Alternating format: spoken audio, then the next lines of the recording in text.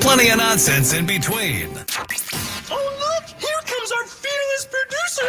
Gwynn and Chris starts right now on 97.3 The Fan. Hey, happy Monday to you, and welcome into Gwynn and Chris, everybody. Kicking off another week here on 97.3 The Fan. Chris Ello, Matt Skraby together in our Odyssey Palace studios. Tony Gwynn Jr. down in Petco Park, where later on this evening the Padres will begin a 3-game series against the Chicago Cubs. Happy 50th birthday to the late, great Hank Aaron, who hit his record-breaking 715th home run to move past Babe Ruth 50 years ago today. That is amazing to me. And I heard about that as a youngster. No, I was old enough to watch it. I was going to say. I'm sorry. I was old enough to watch it. I heard about that as a youngster. Yes, I was running on the field.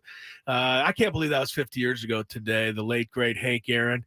And, of course, we have a national championship to be decided tonight in the world of college basketball. And yes, I do have a little bit of a stuffy throat here, so my voice may sound a little off. Scraby, I don't know why you're so excited by that. Scraby, you should hit the clap button, and I'll tell everybody why. Okay, here I go. The mere fact that Chris actually will admit that is progress, ladies and gentlemen. We both come from an old school standpoint of, if you're got the little sniffles, that's not sick. I can battle through sniffles. And I think that's what Chris is. Chris generally will tell us till he is, he's not going to ever go back on, I feel fine, I'll be good. Oh, never. Ever. Well, Scraby wanted to send me home when I walked in with the sniffles. I was quite perturbed. Get out of here. I was quite perturbed. Yeah. Scraby's definitely kind of that guy. He wants to Mr. Germaphobe over there. Well, because here's the thing. He walks in, and when I say, "Are you sick, Chris?" Because you can obviously hear that there's something going on. And he goes, "Nope.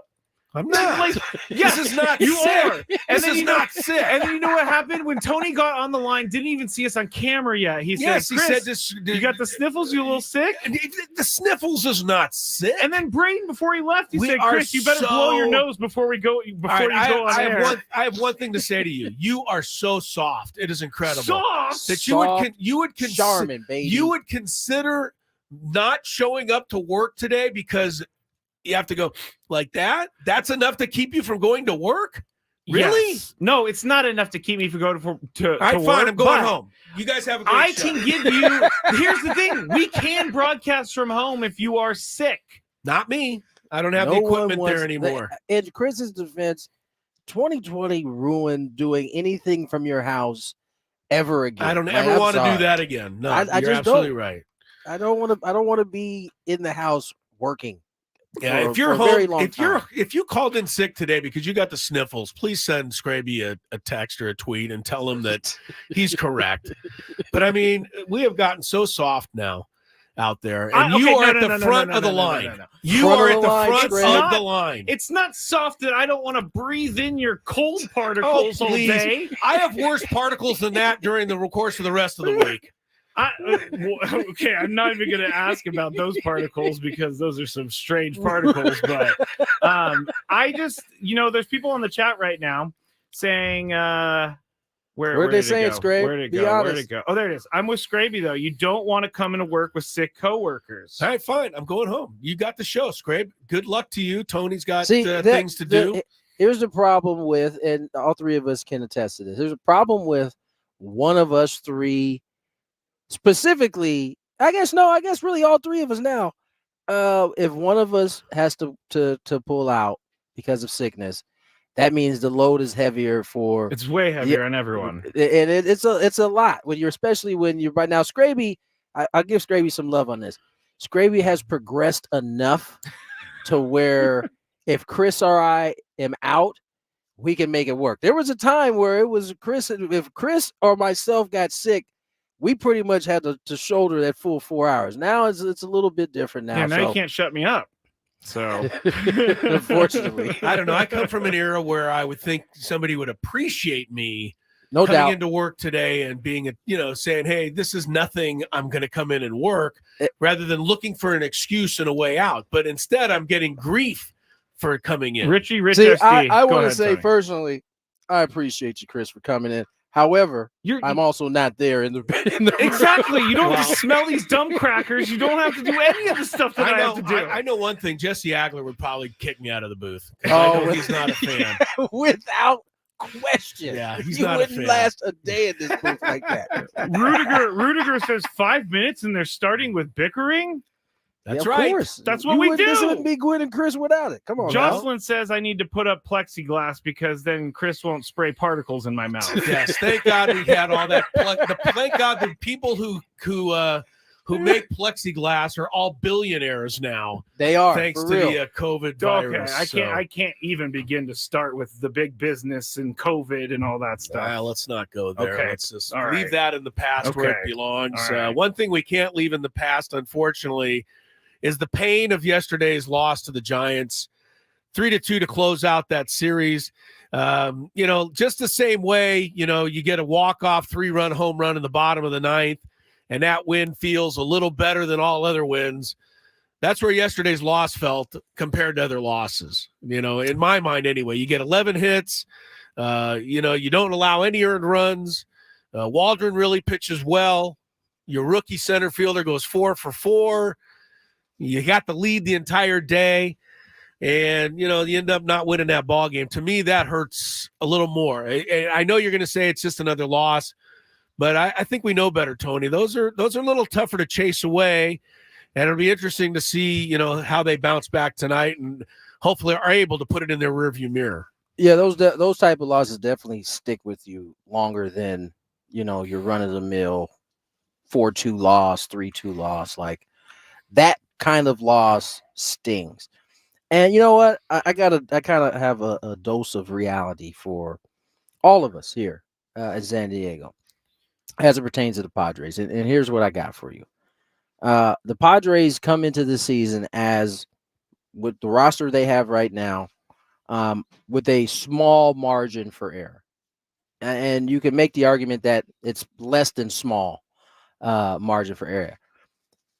As long as Manny Machado and Ha-Seong Kim are cold, that small margin for error is even less, right? Because you're going to be producing runs at a 2, 3, 4 clip. And guess what? You're going to have to win those games. When you have a shot to win them, whether that's considered playing perfect baseball or close to perfect baseball, the reality is, especially as long as, I would argue, 2 of the biggest cogs in this lineup are cold, those are games. That's how you're going to have to win those games. And you're going to win those games by out executing, by making the little plays, something as small as in yesterday's game, right? Ha-Seong cuts down the territory on that rundown, which I would say is a good idea in most cases. But the one thing I constantly think of David Eckstein when I think of this.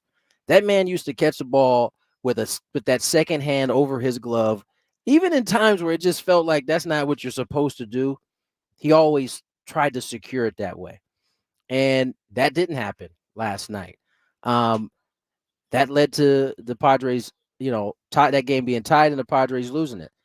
His error earlier in the game, it's a routine grounder. I don't know if he forgot that his best bud was, going down the first base line. He can run a little bit, but it looked like when he picked his head up, it was like, oh, you know what? This dude is already down the line, sells the throw. That run ends up coming in to score as well. And so I say that to say yesterday it was Ha-Seong Kim. The first game that the Padres lost in that series. I wrote these couple little things down after that game. You had Toddy throwing to the wrong base. The play should have been to home. He ends up throwing it to second. That guy probably doesn't even get waved home, but they wave him home. They tie that game early in the first. You got De Los Santos hitting Matt Chapman with a 1-2 count in that game, in the game one that they lost. The walks in general, the hit by pitches in general. These are some of the small things that I'm talking about that when you don't have a large amount of room for error, that you just have to be good at. It's possible to play that way. It's possible to win some games playing close to perfect baseball on the defensive end and on the pitching side. And you scrape together the runs that you can, and you try to hold the lead, because that is where this team is at right now. Now, listen, once Manny and Ha-Sung get going, then you might have a little more room for some of those plays that don't ultimately end up costing you. But for the time being, that is where this ball club is. So we have to wrap our minds around the fact that, you can't be looking for the 5-6 runs per game when your two of your biggest hitters aren't at their best right now. Yeah, there's your 4 or 5 hitters, right? I mean, that's the middle of your lineup, and neither guy's hitting much better. The Ha-Sung Kim is just over 200. Manny is just under 200. Everybody wants to jump. You're right. Ha-Sung Kim, he said as much. I cost the team the game today with those 2 errors. I think you bring up a great point on the David Eckstein move. We are too cool now to put 2 hands around, the glove and make sure we secure the ball. And, that cost him a little bit yesterday. I mean, if he's able to do that, that ball probably doesn't come out. The other thing I thought of on that play, Tony, and maybe it was just happened too fast, bang, bang, but with runners at first and third, should Juan Soler have even been running? Should he not have tried to stop and get in a rundown so the run could come in from third base before he was tagged out? I mean, I don't know that even he did the right thing there. It worked out okay for the Giants because the ball came out. That's a great point, because here's another thing, right? I think this happened the first game too. It might have been the second game. Jake, on that same ball, I think the previous day or the day before, hesitated on what to do, and we end up not getting an out, I believe, on that particular play. He corrects it, does the right thing. He doesn't even mess around with the run. He goes right to tag first base to get the out. Now, to your point, you're right. Soler probably should have stopped in the middle and definitely got the run. Now, unless he calculated, like, I'm big, might be able to dislodge this thing. Yeah, I don't think so. Which in real time, I don't know if he's thinking that way. Yeah. But to the other point I was trying to make, yes, Ha-Sung, he made the decision to close the gap on that. It didn't work out. Is it different if he stays at the bag and now all of a sudden you're not dealing with the big body of Soler? You're only dealing with the leg that you just got to tag, and you've done that hundreds and hundreds and hundreds of times. These are the little things that I'm talking about that you got to hit on. When you don't have the margin for error, you just have to be good in the other areas of the game. And I should say, you got to be great in the other areas of the game. And the Padres are right now okay in those other areas. They're not perfect yet, and they'll need to be while everybody gets to the spot where they need to be offensively. I think they have less room for error right now. They're not playing well enough to win with that little room for error. They certainly didn't yesterday, and they'd lose a very tough game and drop 2 out of 3. They still haven't won a series yet this season. They are 5-7. The only good news is no one else in the division is doing a whole lot better, except for the Dodgers. So the Padres are tied for second place as they get set to host the Cubs tonight. We'll see how it goes. Now, the other thing that I just wanted to touch on real quick, the lineup has been the exact same for all 6 games. All 12 games, the first 6 has been the same. Now, you're in a streak right now, Tony, where in 56 of the last 57 innings, the Padres have not been able to put up a crooked number. That's more than 1 run. The only inning that they've got more than 1 run was the Jurickson Profar Grand Slam on Saturday.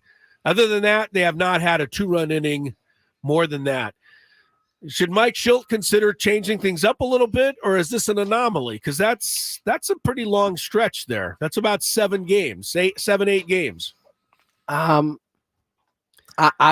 sure after the consecutive amount of games with the first 6, I'm sure at this point, maybe not.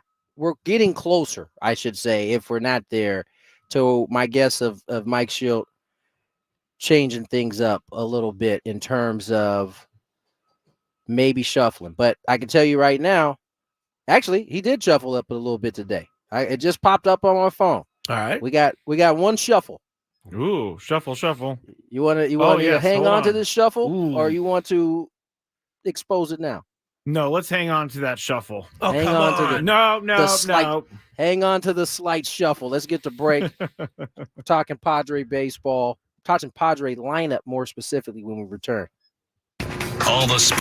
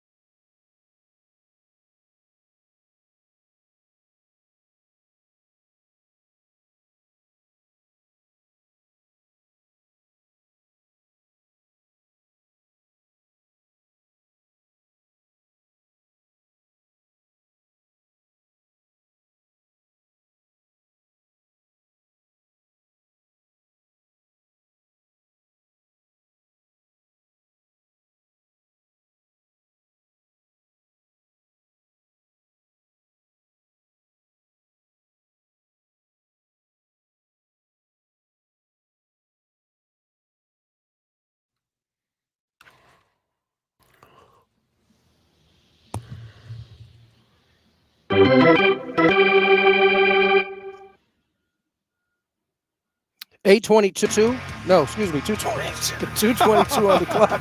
Where are you? Wait a second. I think that's our first effect from the day's eclipse. Right there. We're blaming it on You know the what eclipse. happened was I looked at my computer and it said April 8th and the 2:22 is like right next to each other. I just I'm sorry.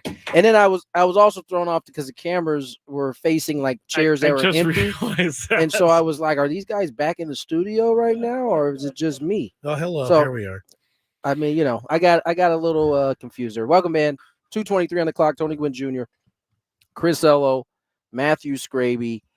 We teased before break that there was a slight lineup difference than there has been over the past 12 games for the Pods. Yeah, first 12 games. The first 6 guys in the lineup were the exact same. In game 13, however, that will not be the case.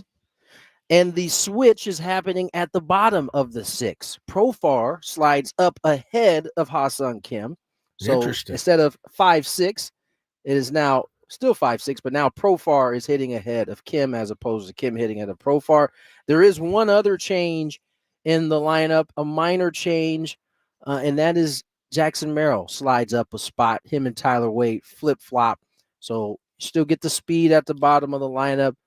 I think Jackson's swinging the bat a little bit better right now, so he gets a chance at another AB before Tyler does. So there's your slight change. Now, I don't consider that a major thing, but we do know Jerickson is swinging the bat better than Profar right now.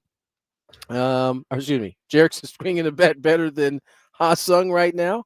So there's your change. Going to have to get some crooked numbers, right? One way or the other. So I think it's understandable. Profar hit that grand slam. But otherwise, you haven't had a 2-run shot. You haven't had a 2-run double by anybody, even a 2-run single, right? I mean, you're going to have to score a couple here from time to time. It's hard to put, single digits up there and win a lot of games. You're right. It's not ideal. But as I said the last segment, it may be what you're going to get on most of the nights. I mean, you're going to need to score. Obviously, you want to score runs. But, until that starts to happen, you better tighten up everything else in terms of this Padre team. So today, Darvish on the mound, he tries to get this Padre team back going in the right spot. As we've seen from all the starters from the Padres, Chris, they've gotten better with each and every start that they've made. This will be Darvish's 3rd start, I believe. Yes, I think 4th. Because he had the first 2, right, before they even got into the rotation. And, give a little credit. We talked so much about the loss yesterday and how much it hurt. But all of you that were pretty much ready to kick Matt Waldron to the curb can now quiet down a little bit, right? Yeah. I mean, the guy looked really, really good. And it was his defense. He took on Logan Webb. They should have beaten Logan Webb for the 2nd time this year, which is not easy to do, especially up there where Logan Webb is lights out. He was getting the ball up a little bit yesterday, and the Padres are making him pay for it. This pitching staff, the last time through the rotation from Darvish through to Waldron, 31 1/3 innings and 7 earned runs. That's a 1.72 ERA. Should have a better record than 2-3 during that span. Yeah. Thanks to that starting pitching. So, you got to clear up the bullpen a little bit. I'd like to see some more defined roles there. Where do you want to see the roles be at? Well, I don't know if I can go straight up this way, but, I'd like to see 7th inning. I expect to know who's going to run through the gate. 8th inning, I know who's going to run through the gate. Who would you like to see? I'd like to see a little more De Los Santos near the back end of the game, and I'd like to see Matsui. And if I need to a little longer, I'll go Peralta. I'm not sold on Kolek yet, and I'm certainly not sold right now on Brito, although I don't blame him for the loss yesterday. Again, the defense was a big factor. I think those 2 guys got to earn a little bit more time by pitching in different situations. Fair enough. I can't say I'm right. I'm just I'm just playing manager for a little bit. None of us truly know if we're right or not. I mean, we just are going off of what we've seen. De Los Santos the night before, or what was it, the first night, he was the culprit of the 1-2 hit by pitch that late in that game that led to the Giants getting a victory. Not sure if that was a reason to not go to him in that spot yesterday, but he decided to go Kolek. I think these roles are still developing clearly, because we've seen guys outside of Suarez. We've seen everybody in different spots. I mean, we've seen Matsui late. We've seen De Los Santos late. We've seen Kolek late. So it's clear that, they're still trying to figure out what exactly that looks like to this point. And I think that's fair. I mean, it's a new season and you're 12 games into it. Is it? Yes, it's a new season. We told you last week that you're not allowed to comment until game 70. So you still have a long way to go, pal. Hey, after you gave up the season at 7 games, we told you that you're going to have to wait for 70. Yeah.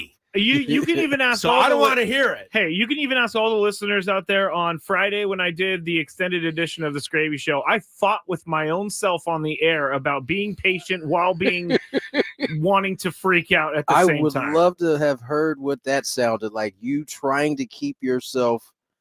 Me literally telling myself on the air that I cannot panic yet because it's too early in a season. I'm trying real hard, guys. Yeah, well, I have a question though, Chris. What's that? And this is a legit question because we used to talk about how. Why don't you let us decide if it's a legit? Okay, fair enough. Fair enough. But we used to talk about how the lineup was different every day, and it was a problem. No one can get into their roles with the lineup being different every day. But now we want the lineup to be different every day. I didn't. I asked if it's time to take a little look at it. I think the last 8 games you haven't been producing a lot of runs. Why? Another question I got yesterday, and we have Padres pen pals later. Maybe I'll squeeze it in. But why is Xander Bogaerts still the leadoff hitter?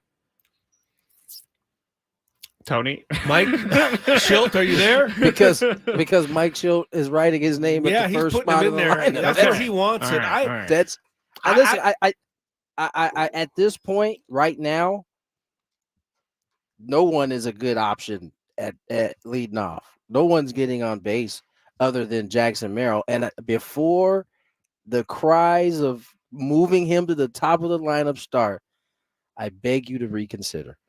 Let this young man go out and just keep playing. You're getting good results that way. There's no need to move him to the top of the lineup at this point. I'm with you because at the dog park this morning, that was the topic. Moving Jackson Merrill to number 1? Yes. Number 1 and moving Xander Bogaerts down to like 6 or something like that. But and I understand the question.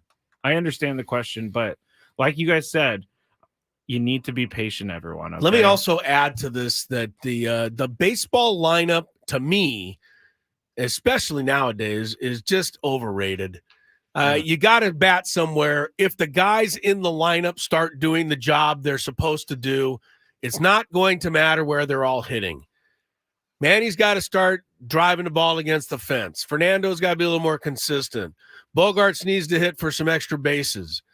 That's Hassan Kim's got to, get back to a little bit more of what we saw last year. Wherever they bat, if those 4 guys batted 6, 7, 8, and 9, and they all 4 did what they're supposed to do, the Padres would score a bunch of runs. I just think it's fun to pick on the lineup as a way that if you change it, then it'll change the outcome. Right. If it was that easy, that's what they would all do around baseball. If it was that easy, the Padres would have won 100 games last year. Yeah, because they changed the lineup every day last year, and it didn't seem to work. There every day. Right. So, well, thanks for answering, guys. You're welcome. Now let's get to break. Go back to being patient. Let's get to break. When we come back, Ken Dorsey. Nope. Yahoo Sports. Russ Dorsey. Nope. Ken Dorsey played. Ken Dorsey? Former offensive coordinator. I'm sorry. I meant Russ Dorsey. Yahoo Sports joined us. Maybe he could talk some sense into us when we come back. More Gwynn and Chris. Gwynn and Chris.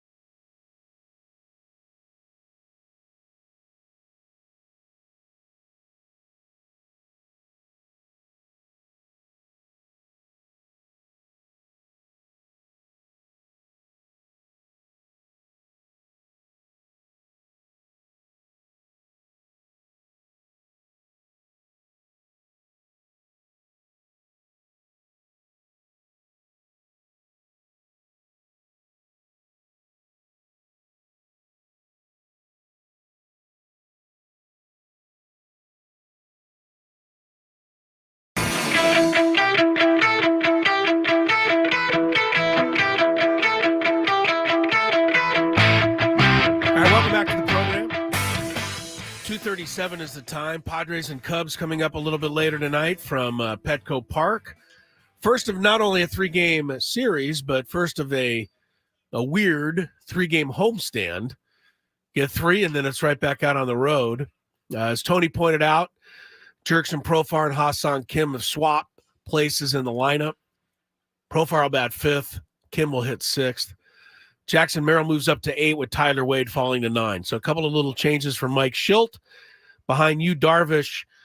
You, despite pitching well, still going for his first victory of the year in his 4th start. They have the national championship. College basketball game is coming up tonight as well, guys.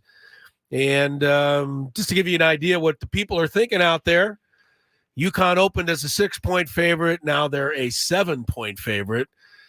I don't know. They're so good.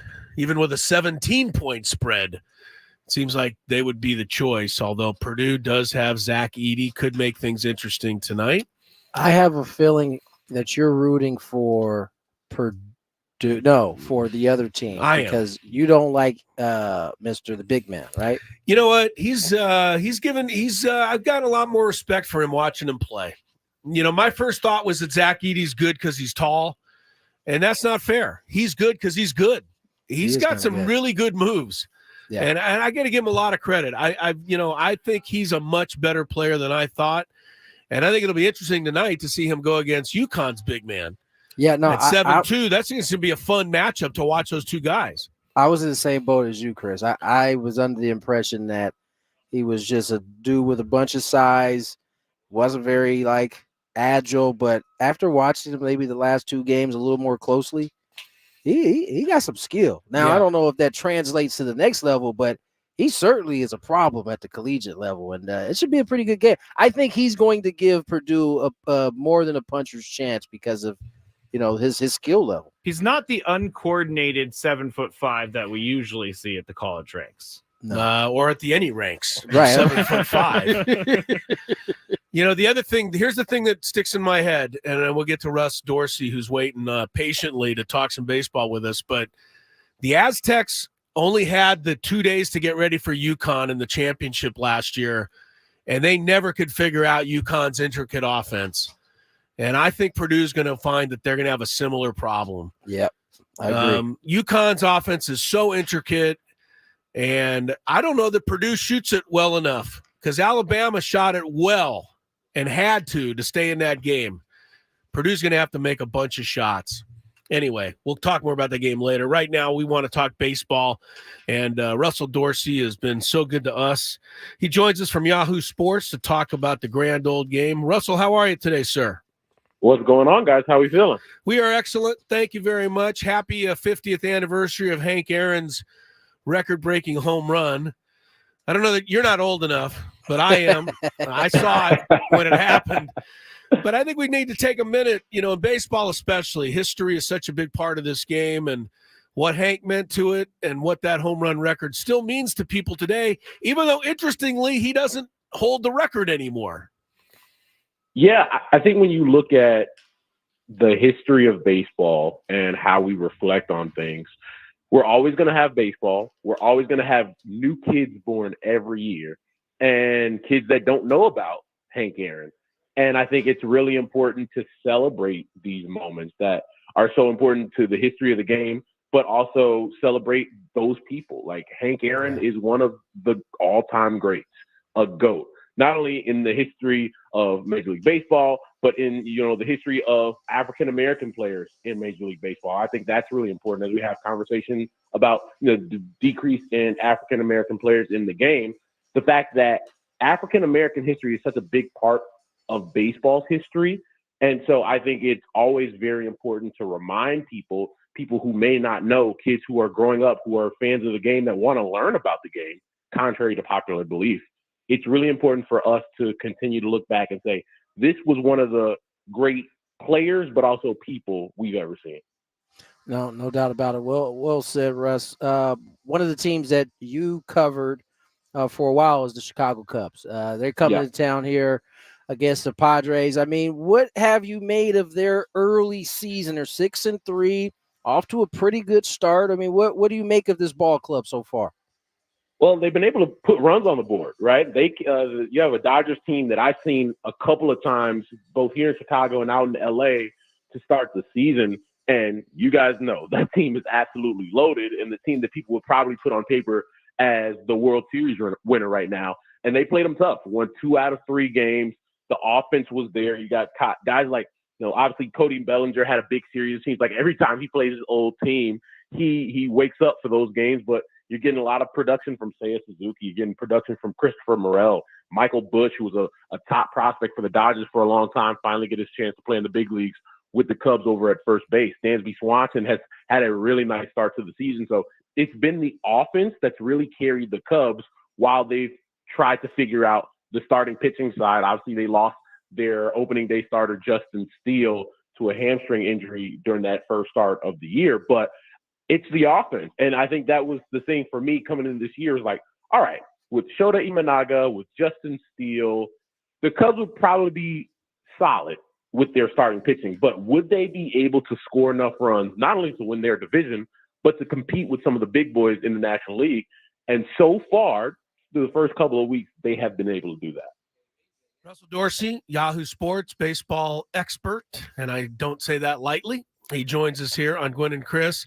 The Yankees are 8-2. That's a little bit of a surprise, but not that big when you compare it to the Pirates being 8-2. It's not just Pittsburgh, but which of the early season surprises? Detroit's off to a nice little start.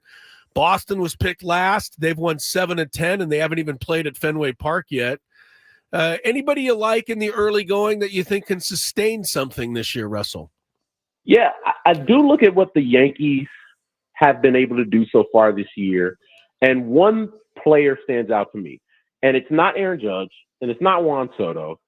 I love that duo and that combination, and I think that would be a fantastic duo for the next 10 years for the Yankees.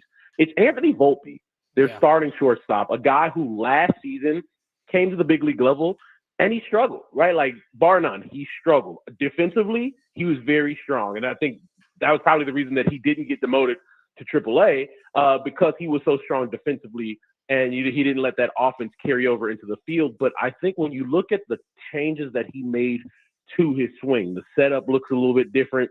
The swing obviously looks different. He's making consistent hard contact. He's starting to tap into that power, even though he's not a big guy. He did, scouted as a guy who did have some power in there. He's tapping into that, and he looks like the top prospect that many people thought he would be coming into last season. So we already know we're going to get out of Aaron Judge. You already know what you're going to get out of Juan Soto. And Giancarlo Stanton is going to be a guy that, when healthy, is going to hit a lot of home runs for you in the middle of that lineup. Same thing with Anthony Rizzo. But if you can get a guy like Anthony Volpe at that 5, 6, 7 spot in that order to be a guy that has an 800, 820, 850 OPS, that makes that lineup a lot tougher, because you look at what makes the Dodgers special. Yes, they have Mookie and they have Shohei and they have Freddie Freeman, but it's the fact that they have a guy in Teoscar Hernandez hitting 5th or 6th. The fact that they have a guy like Max Muncy hitting 5th or 6th, or sometimes not even starting. Like that matters, and it's daunting for opposing pitching to say, man, all right, we made it to that top 3. Oh, man, we got Volpe. We have Osvaldo Cabrera, who's been a guy that's had a really nice start for them. So I think he adds a lot to that depth, and Anthony Volpe could be a guy that is in the All-Star game for the Yankees this year. Russell Dorsey joins us here, Yahoo Sports. And Russ, I want to go back to the Cubs because obviously they're in town. You mentioned their offense, and they've got their normal guys in that lineup in terms of Bellinger, and you mentioned Swanson, but you brought up the young Michael Busch, who's having a good start. Christopher Morel, who came on the scenes a couple years back blazing, has all of a sudden found his offensive stroke, at least early on.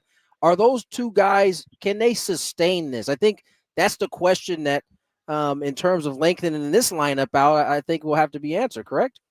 For sure. And I think the thing for me with Christopher Morel, he's one of those guys that is a tweener in that he doesn't necessarily have a position, but the bat could be special. So you're trying to figure out ways to get him in the lineup.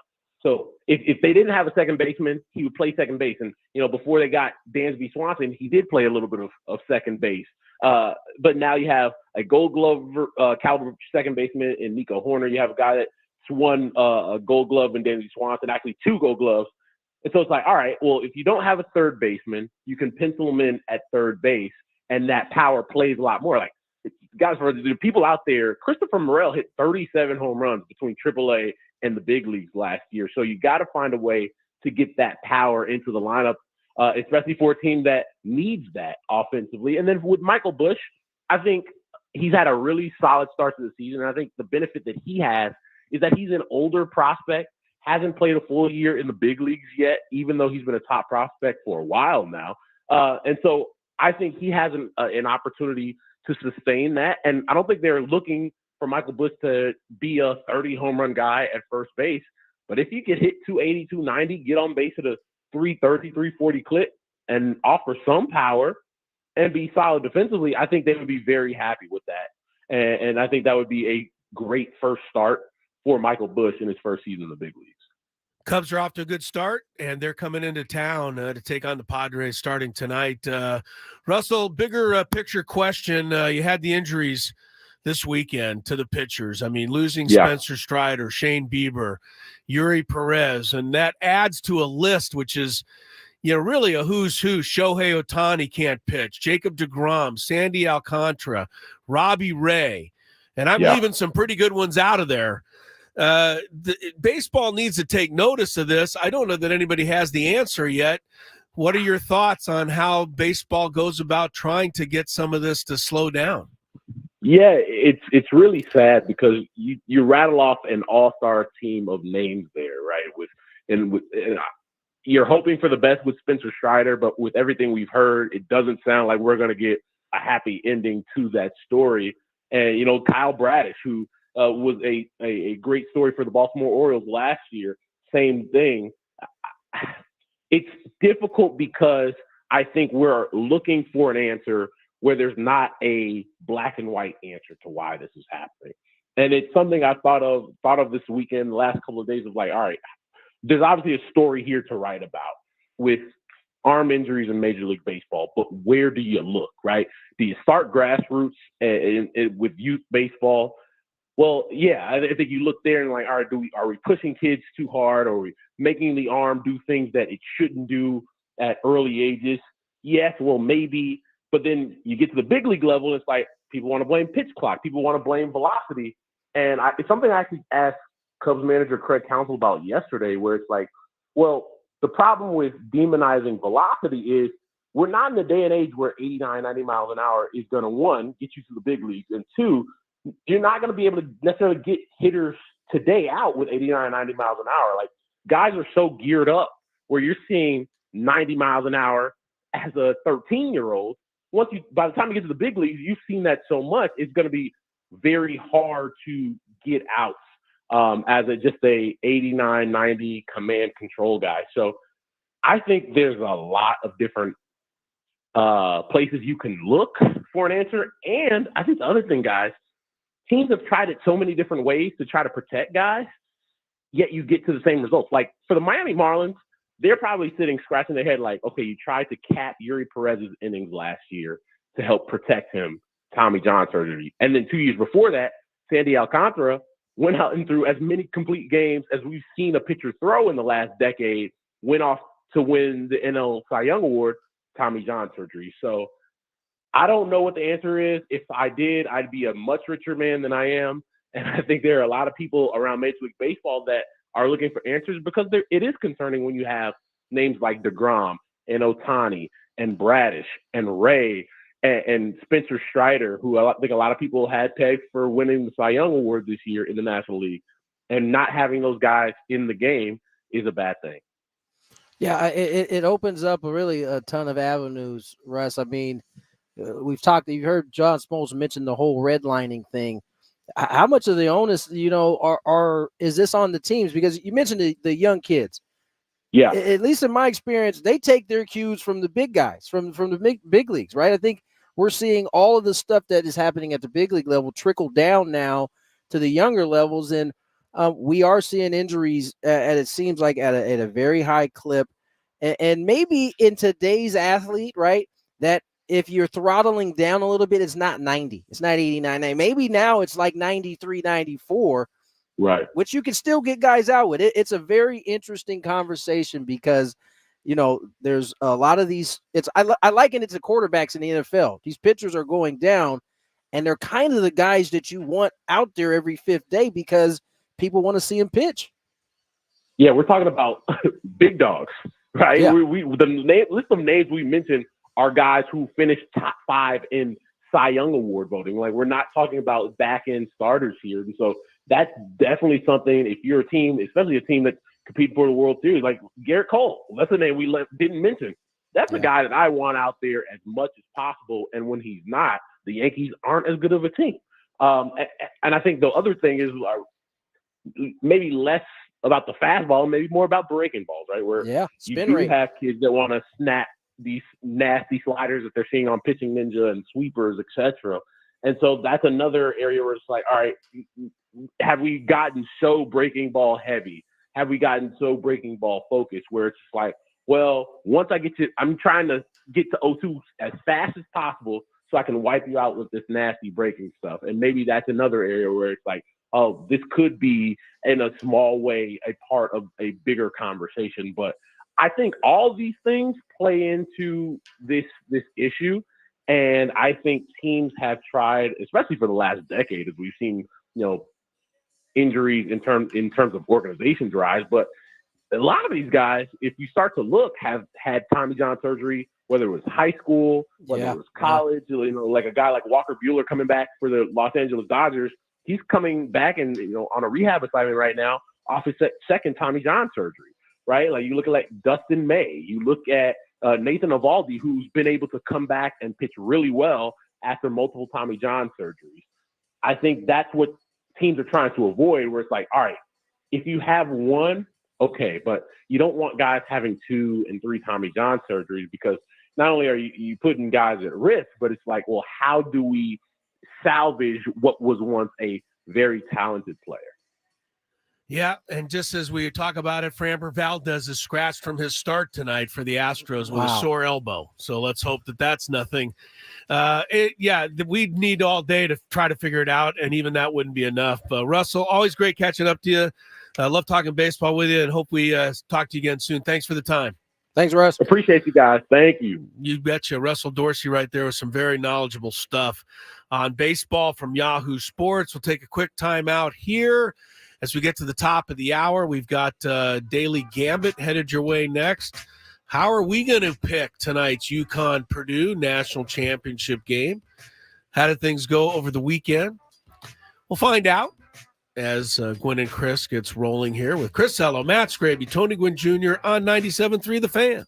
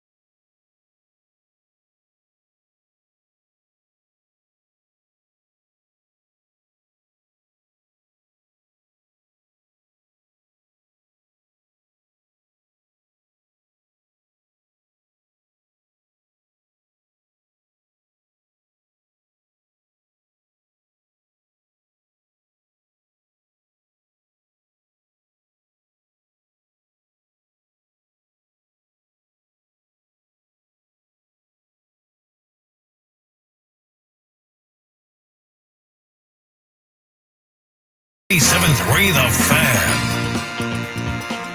What's good, San Diego? Welcome to the 3 o'clock hour. Tony Gwynn Jr., Chris Ello, Matt Skraby. Got a daily gambit coming your way. But first, we must unpack the controversy over the weekend. And I just tell you, this is how far we've come. We are actually talking about a women's college hoop controversy. And it was controversy. There was a lot of people quite upset on X. People were at each other's throats over this play. 100%. Would have thought it was the biggest thing in the history of college basketball, which is, as you said, Tony, fantastic.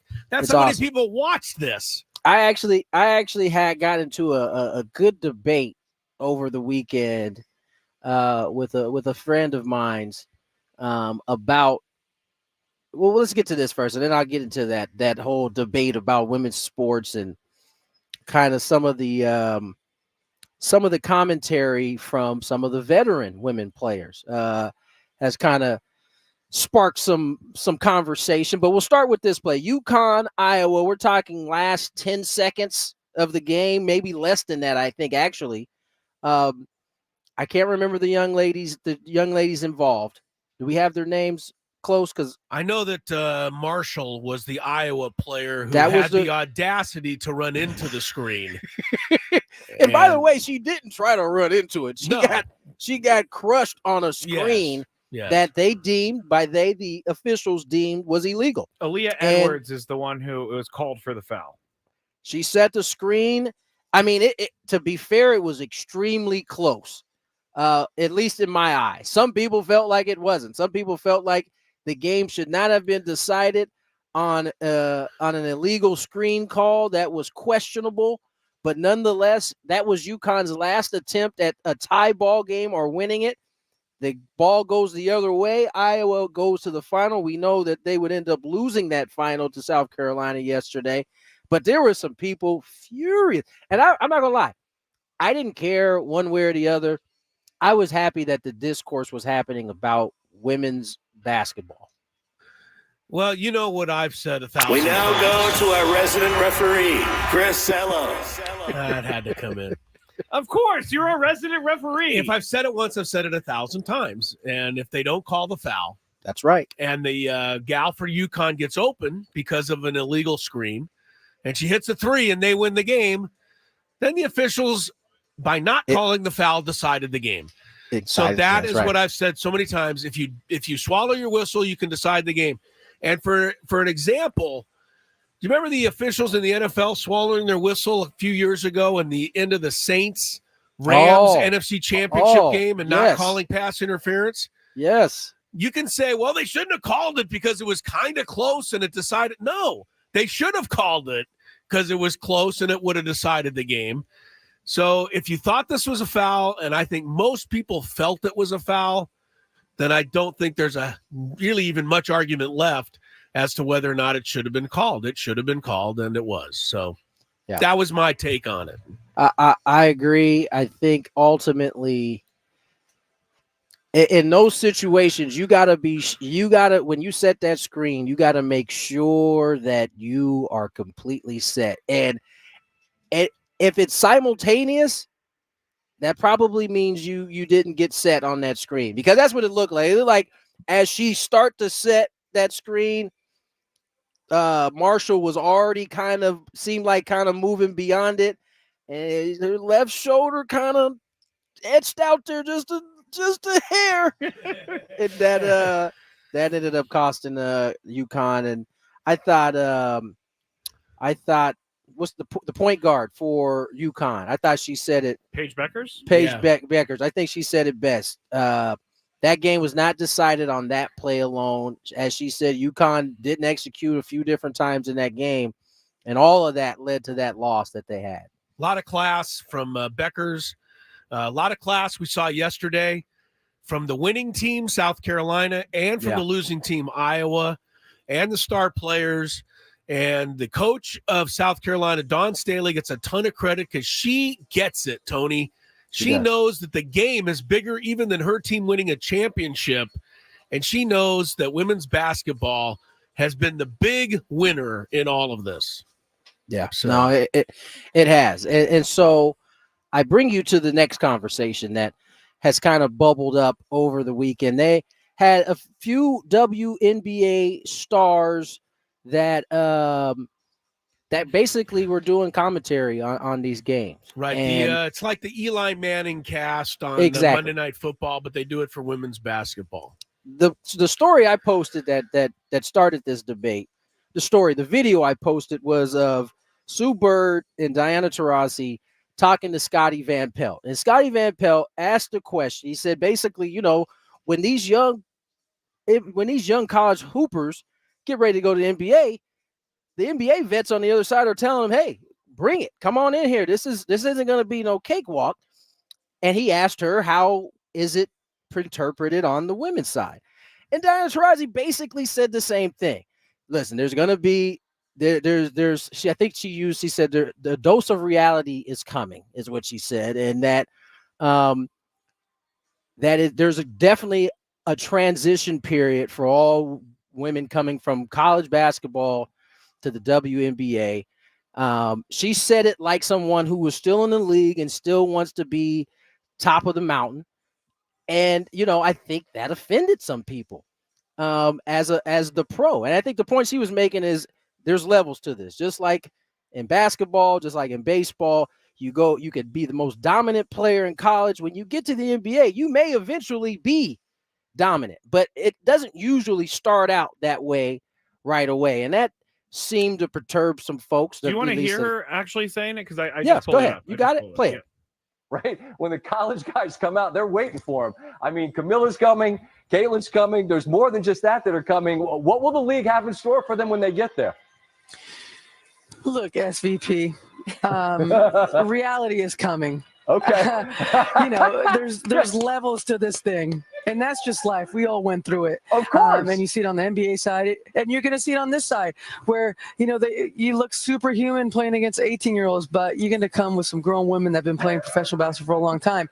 Not saying that it's not going to translate, because when you're great at what you do, you're just going to get better.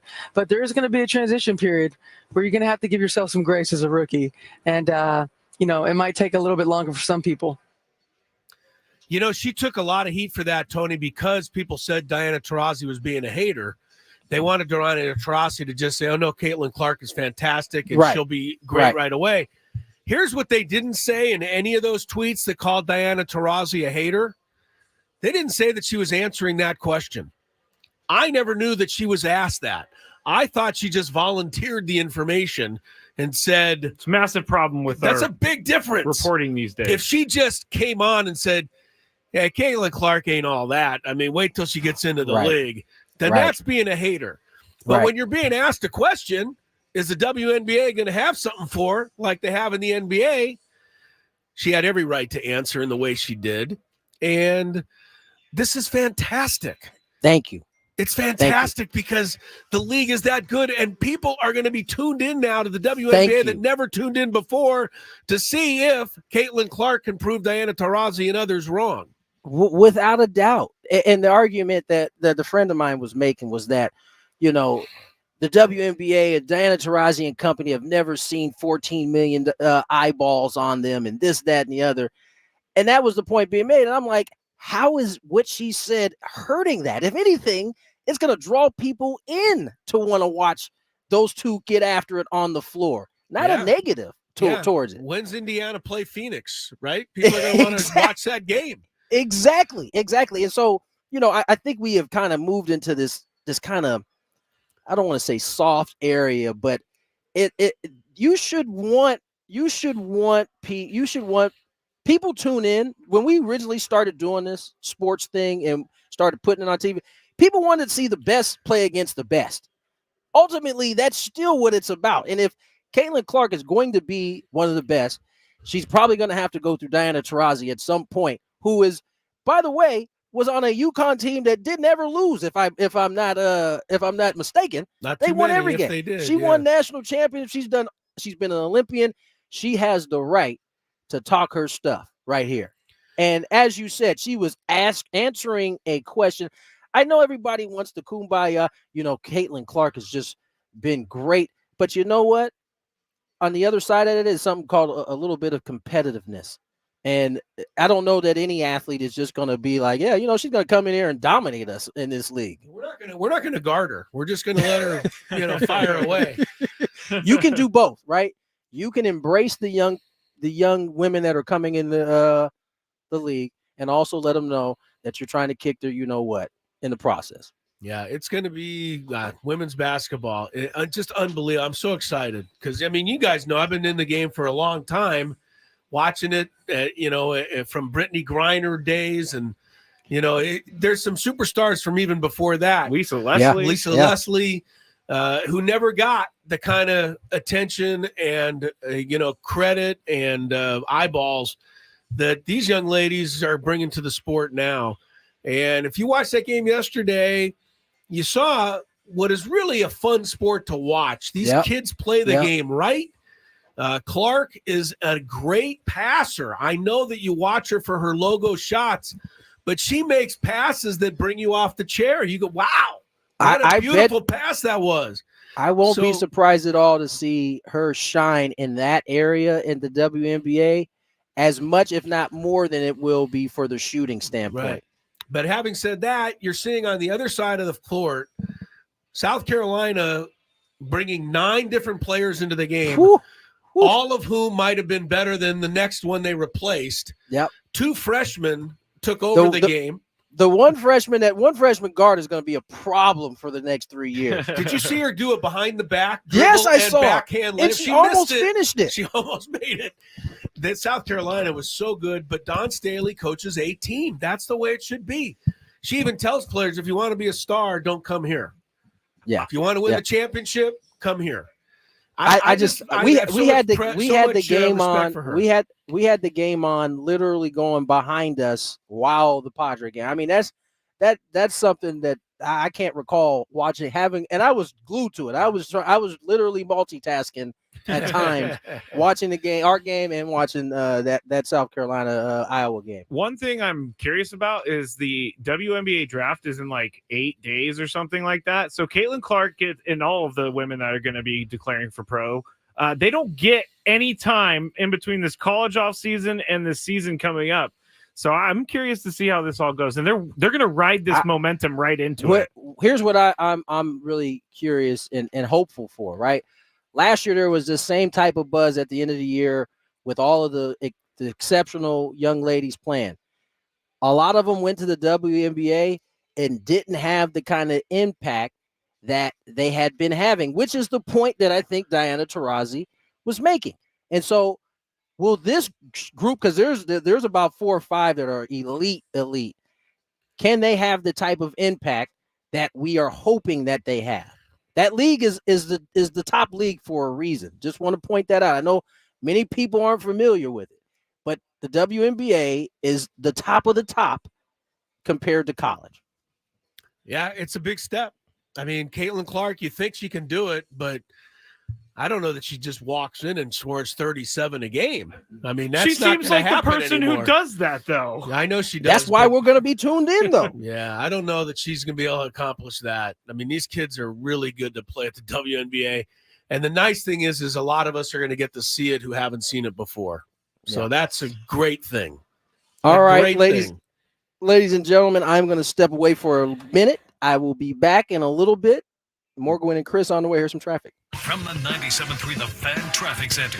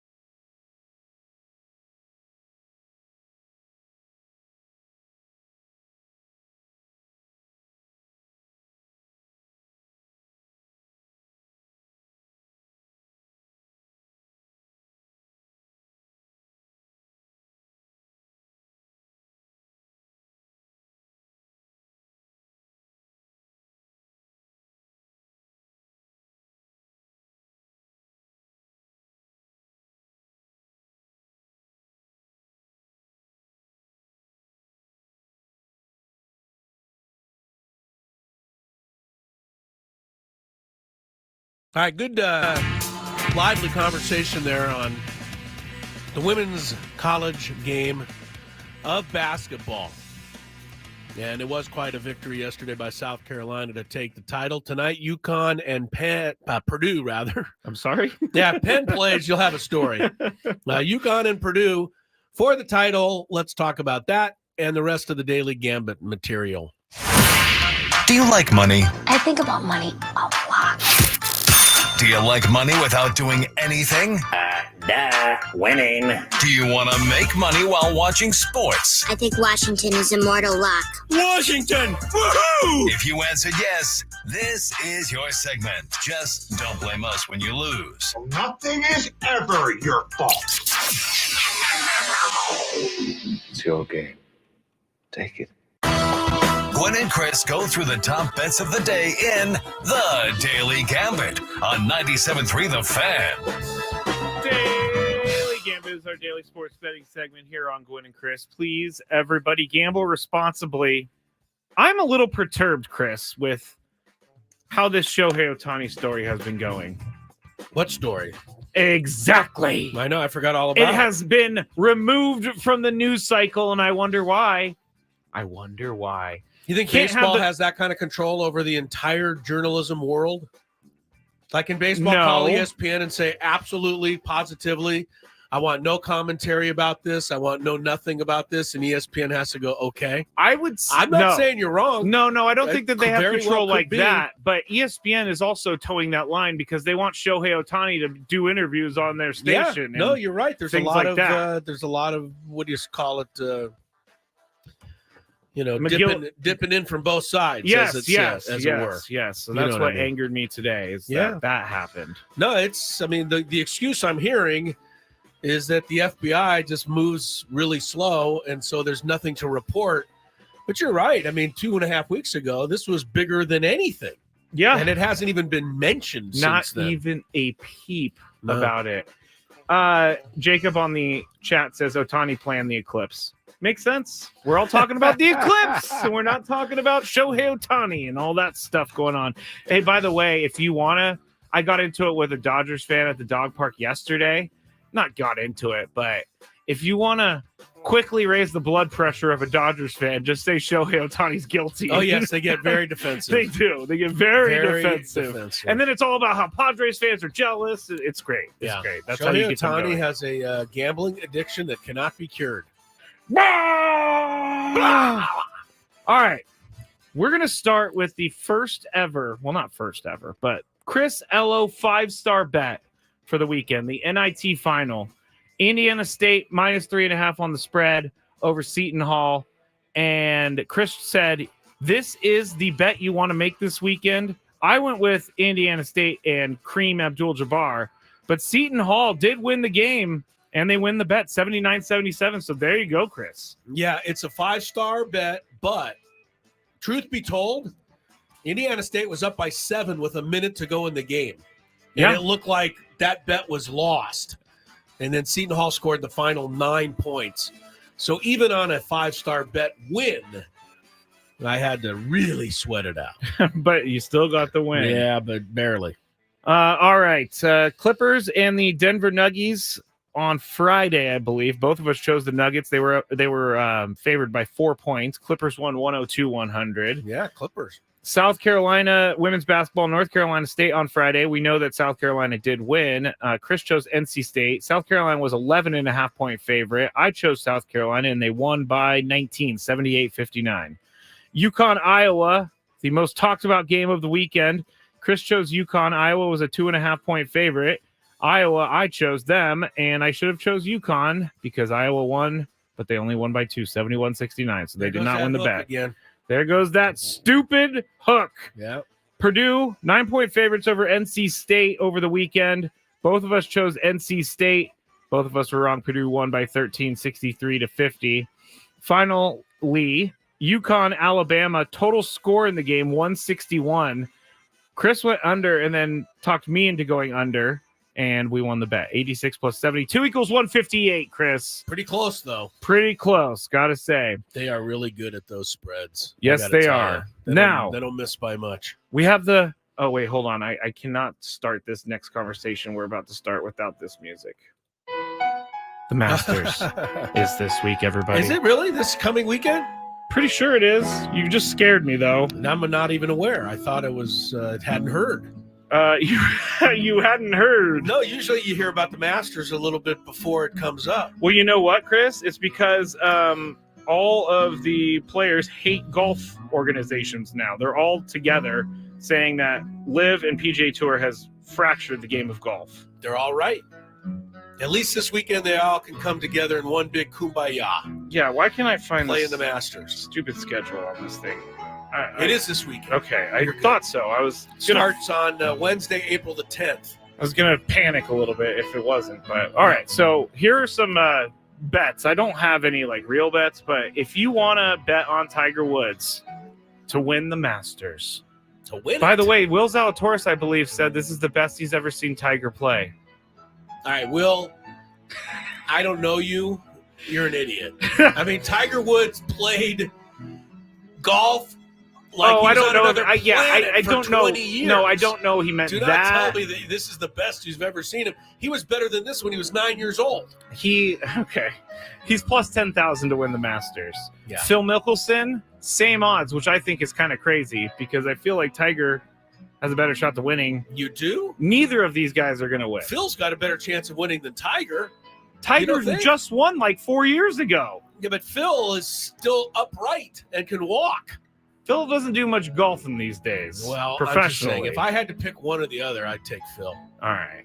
Anyway. There we go. We'll get more bets as Scotty we go Scheffler along. is like twice as less odds as anybody else. Yeah, he's unreal. Unreal. So we'll see if he can win it. There's an automatic in this golf world right now. It's either John Rahm or it's Scotty Scheffler. One of those two. And the dumbest bet you can make is our friend from San Diego State, Xander Schauffele. Unless you can bet him to lead at the end of the first round. You can do that. Okay, that might be a good play. You can also get him like a top 25. Oh, he'll be a top 5 or 6 for sure. Well, if you go top 10, you get some good odds. That's the problem with Xander. All right, here's my national championship basketball parlay, and then we'll go into real bets. What do you got? I'm going to go over 24.5 Zach Edey points. Okay. I feel like Zach Edey is going to he needs to have a great game to be number 1 overall, no questions asked in the draft. So because people are going to be looking at this performance. This performance against a good UConn team, another fellow 7-foot whatever guy guarding him. So over 24.5 points. Over, I don't even know who this guy is, but it was a part of whatever I had to choose. Over 6.5 Braden Smith assists. But he's the Purdue point guard. All right. And then we're going to who had like 19 turnovers against NC State. He had a terrible game, and they still won. That's one thing that Purdue can be hopeful tonight is that he'll have a much better game. Let's hope. Over 6.5 assists, and then Zach Edey over 12.5 rebounds. So Zach Edey needs a monster game for this to hit. It's plus 485. 20. So he needs 25 and 13 for you to win. That's a monster game. But he's been easily averaging that in the tournament. The hasn't played against UConn. Points are going to – I think the points make me most nervous because he is being guarded by a guy that's almost equal his height. So I wouldn't be surprised if UConn just single teams him, though, and takes away the three-point shot. Maybe. And figures that Klingon, the 7-2 guy, can defend him well enough to keep him from going crazy. Yeah. But UConn just doesn't want any of the other guys hitting threes. True. So I think Zach Edey will have his chance to score, and I think he will score. All right. So I'm going to go over 24 points as well because that was one of my picks. Oh, really? So 24.5 points. I think Zach will be over that. All right. UConn is a 7-point favorite over Purdue in the game itself. Skraby, got to give 7 if you want the powerhouse Huskies. I if you believe want Purdue and you think it'll be close, then you go there. I do think it's going to be close. I just have to make sure of this before because we need to do a bracket update before we move on just so we can tell everybody who's still in it and stuff. Right. So right now we have in the Gwynn and Chris bracket challenge, we have George, Brian, John, all have UConn on the top of the list. So George, if UConn wins, George wins. George is leading and he picked UConn. Yes. Now the first Purdue pick winner. Right. My dad. What? My dad. Your dad can win the pool? If Purdue wins, he wins the entire thing because he's the highest point getter with Purdue winning. Isn't it just your dad's bad luck that after all of this time, all these years watching sports, being a big fan, he could win the NCAA pool that pays absolutely nothing? Oh, no, my dad just wanted credit on the air. He wants credit on the air. Well, and he just got some, even though he hasn't won yet. Yeah, and I may ask him to call in for maybe 1 minute to tell us how he did it. To 1 minute to tell us how he did it. But yeah, that's how the bracket is right now. Right. If anyone with wants that in mind, are you going to go with Purdue? Yeah, I'm going. Yeah, sorry, I'm going with Purdue, but I'm in 66th place. Yeah, I don't so not good. All right, you're going with Purdue plus the 7. Yeah, I'm not. I think here's the thing. First of all, as I talked about Tony, Zach Edey has done enough to impress me that he can play. But the one thing I saw the other day was Alabama make some incredible shots from the perimeter, and they were like 8 for 11 from the arc, and they were still losing. There's no way Purdue can shoot that well against this team, I don't think. Okay. And so UConn wins much easier than they did against Alabama, and they ended up beating Alabama by 14. This UConn team is ridiculous. And I also, as I said to Tony earlier, when the Aztecs had one day to prepare for UConn and their intricate offense and the championship last year, they had no chance. And they said as much. And I don't know that Purdue with one day to prepare is going to have a lot of answers either. So I'll take UConn. Over-under points for this game is $143 and a half. 43.5. Final score of 74-70 would get you over. I'm going to go over. I think UConn's going to have an 80-point game. Purdue will be in the 70s, so I'll say over. I think it's going to be like 63-61. You do? Yes. Well, that's an under then. Yeah, under. All right, Cubs and Padres over under 7.5 runs tonight. Yu Darvish. The pitcher for the Cubs is Javier Assad. Don't know a lot about him. No, I know that he's an undrafted player in most fantasy leagues. But let me do this. What do you want to do? 3 games in the Bay. Oh boy, they scored a lot of runs. 8 runs. They only only scored 4 on one swing. They scored 4 on one swing. Yeah. I'm gonna go under. Under. Yeah. Staying under. Calling a little bit of a breakout tonight, Skrabe. A breakout? Like at least a couple of crooked numbers. They can't just keep scoring 1 run every inning. Yeah. So I'll go with the Padres. All right. To help it go over. All right. And one game on the ice tonight. We haven't done a lot of ice lately. Vancouver, one of the hot teams in the league this year, taking on last year's Stanley Cup champs, the Vegas Golden Knights. It's in Vancouver, where the first place Canucks are favored by 1.5 goals. It's always 1.5 goals. It is. Vegas, I'm going to tell you, needs this game because they have not yet clinched a playoff spot. And you're talking about the defending champs are trying to get into the playoffs. Right now, they would be not in the postseason. How about that? Wow. So I say Vegas with a lot of motivation covers tonight. I'll take them. Vancouver searching for, home ice advantage and all that stuff that goes with winning your division. I'm a big Canuck. You like the Canucks? Do you know what a Canuck is? It's a Canadian, right? Very good. So I didn't know you were a big Canuck. Zach Edey is a big Canuck. He is. He's from Toronto. You are not a big Canuck. I am not. I've never even been to Canada. There you have that. No one will let me in.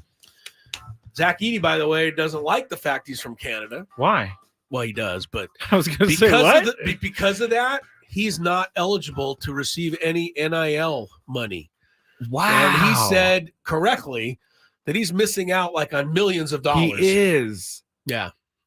I didn't think as about bad that. as I like the NIL thing, that's how bad I feel for him. Wow. That all these other guys take advantage of it, he can't. That's crazy. I didn't know that.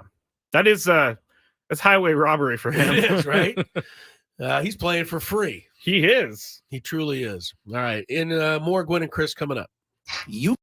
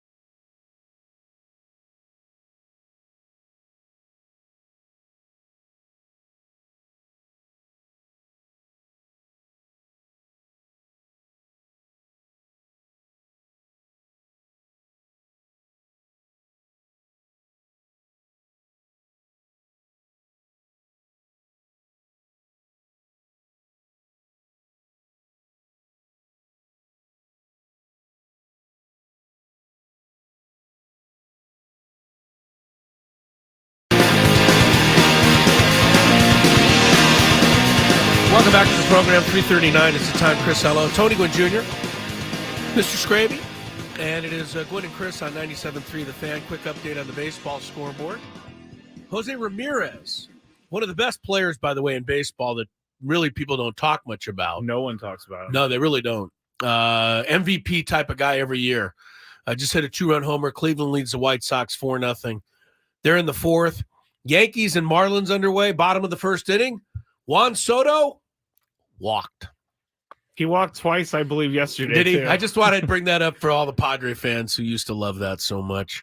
You know, I was going to go into this whole thing where I was going to go and look and see what Juan Soto did through 10 games of last year, and I can't. No, don't go down that rabbit hole. He's not the guy. You don't want to go through statistics stuff on Juan Soto because he's going to break your heart every time. Yes. Statistically, he is really, really good. But his start with the Yankees and his start with the Padres couldn't be more different.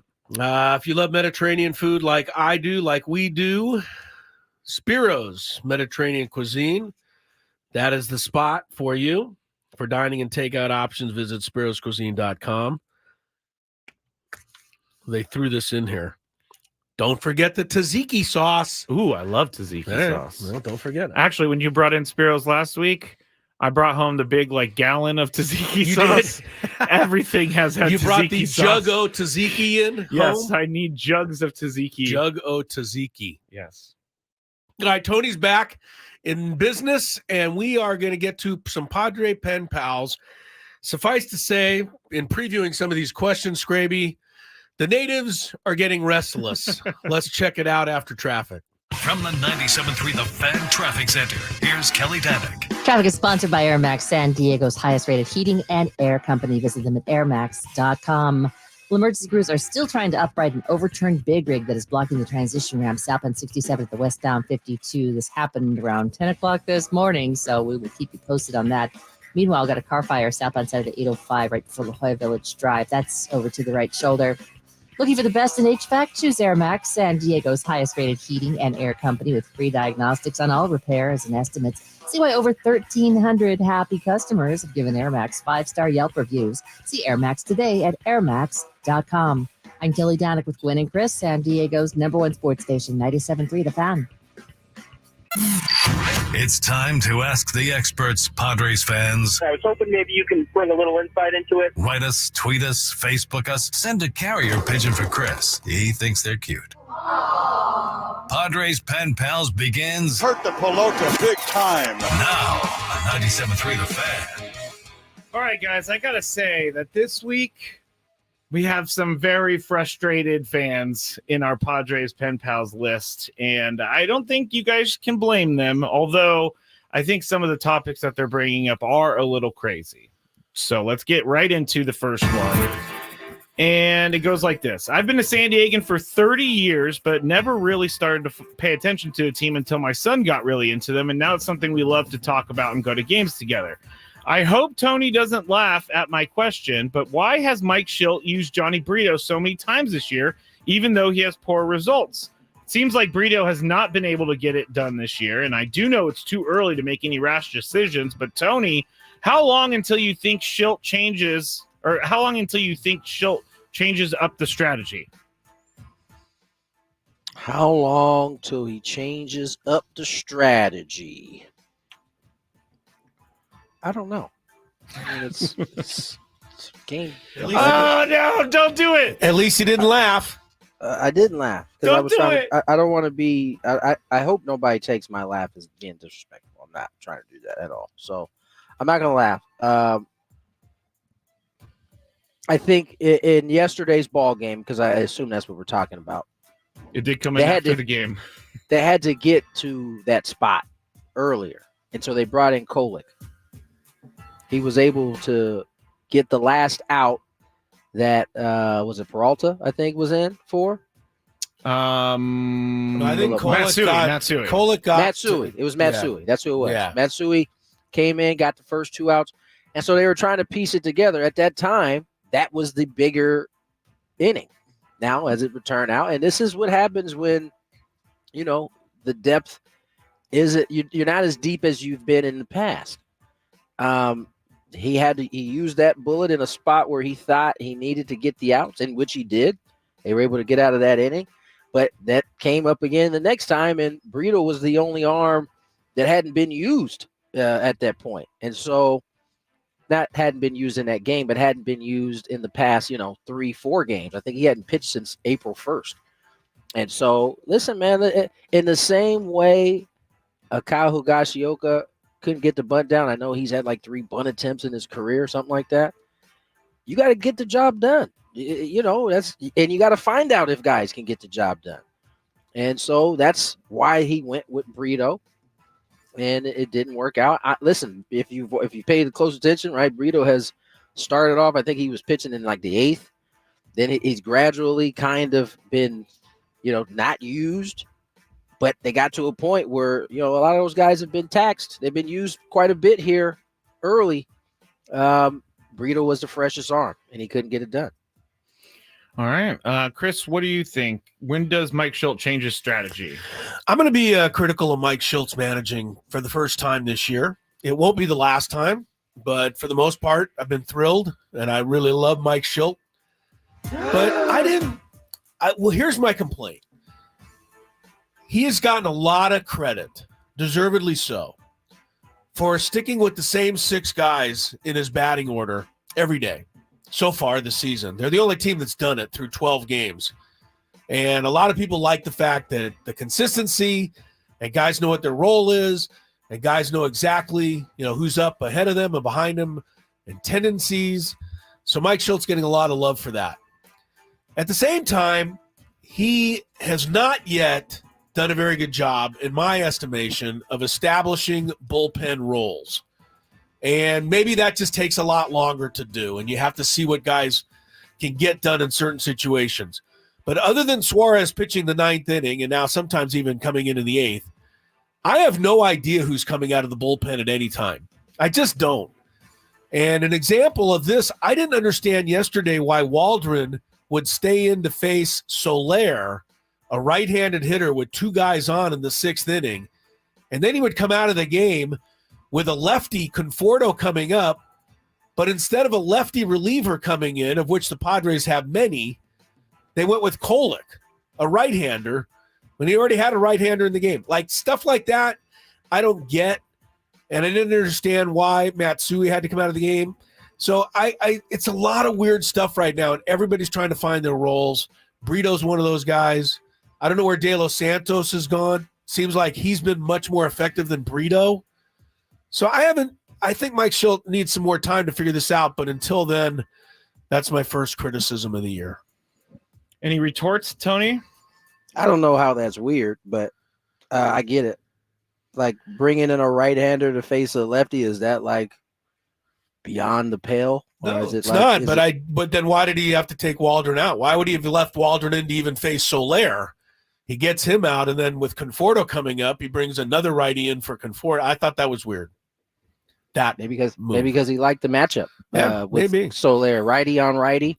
You got a lefty coming up, which is why he didn't stay in to face Conforto. The only, I guess, weird thing is that he didn't bring a lefty in to face Conforto. He brought Kolek in, who was able to get up out of there. So no, he got out of that. But anyway, the roles are not defined yet, and I think that they'll be better once they are.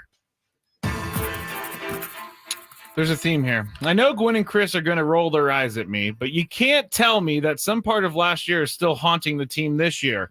In fact, when they can't lose anymore, they find more ways to lose, and it's really getting to me. It can't be the coaching staff. It can't be AJ Preller.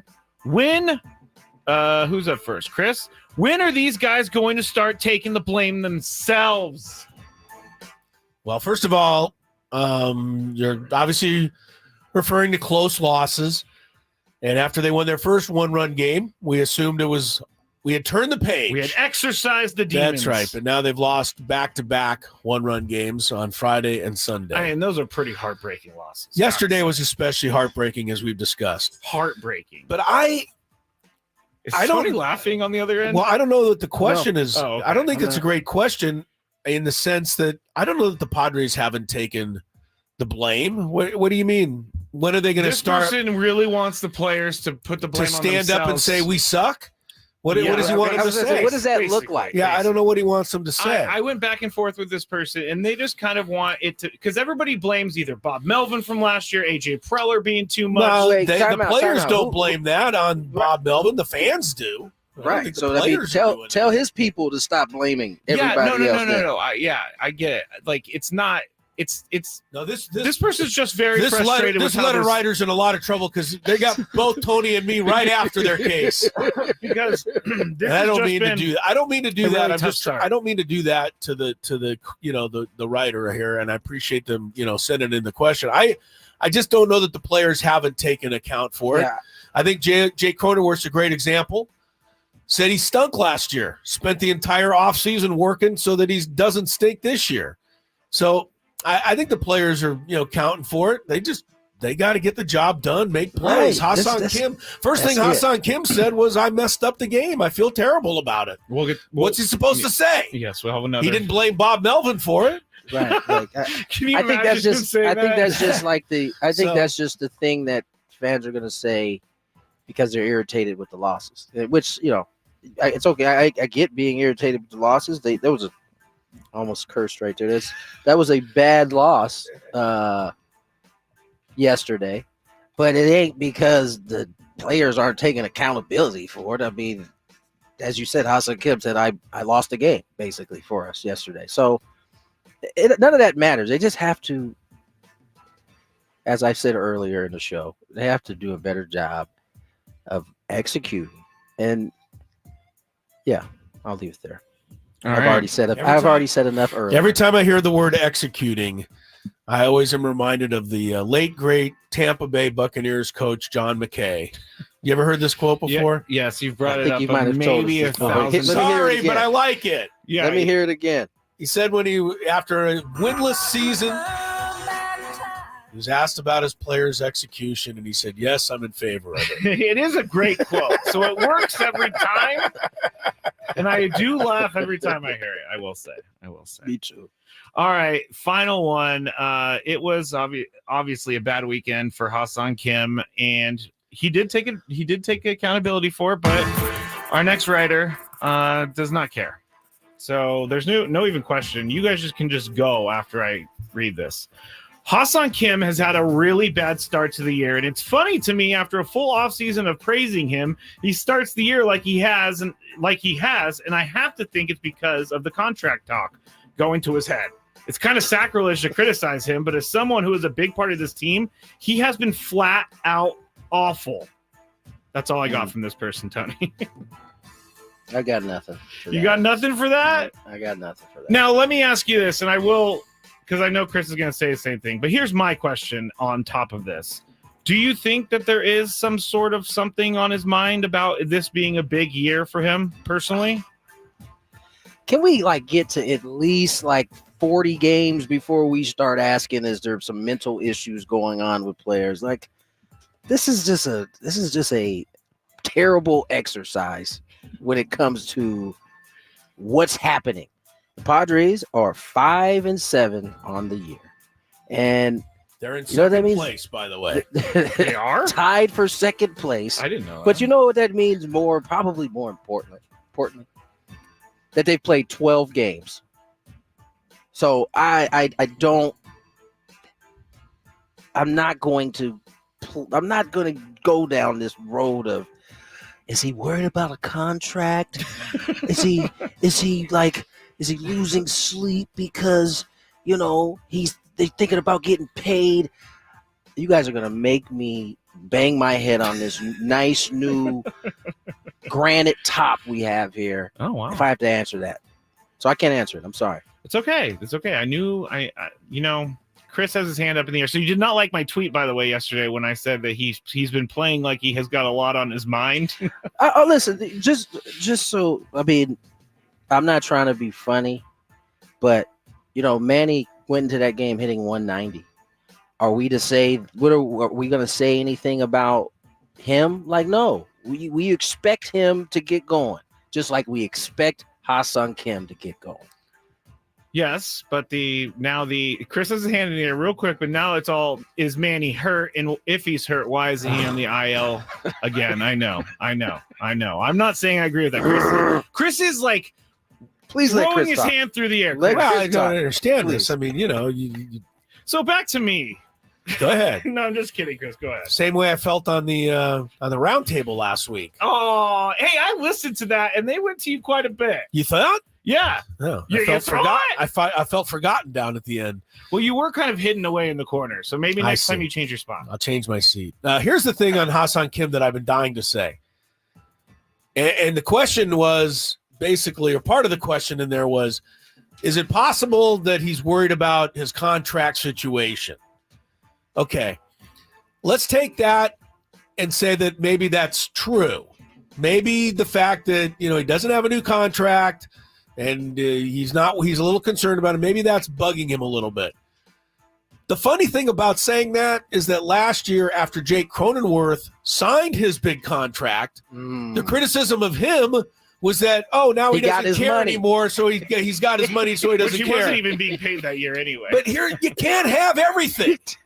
I mean, when you signed Jake Cronenworth and he struggled, you blame the Padres for signing him. And when you haven't signed Ha-Seong Kim and he's struggling a little bit, you're blaming them for that. Someone needs to pay, Chris. I'm just saying you can't have all of this stuff. And I don't believe it anyway. It's 12 games. And when you look at the key play yesterday, ended up losing the game. I don't believe Ha-Seong Kim had time to think about his contract when he reached out to tag Jorge Soler. The ball just bounced out of his glove. I don't think that had anything to do with, I got my contract. Oh, here comes an extra $10,000. So that's why I think the whole question's a little. All right, I knew that was good. By the way, that wasn't even the question from our lovely writer. That was a Skraby question, right? Because but the writer did mention in there, if I'm not mistaken, that maybe the contract thing is on his mind. So I'm just saying, if that's on his mind, then how come it was also on Jake anyway? I can confirm nor deny that my tweet may have been the response. Why this person responded. I don't know. Anyway, what did your tweet say? Just he said basically send the guy back to Korea. I did not say should have left him there. Back to should have left him there. I believe it said. I did not say that. I said I just passed John Heyman saying this should be Angel Hernandez's last game. Here it is. Kim's playing like he has a ton of pressure on him, and I have to think he really wants to cash in this offseason. Okay. All right. Chris versus the fans next. 833-288-0973. Chris has been on a good old win streak as of late, so call in if you think you could stop him. 833-288-0973.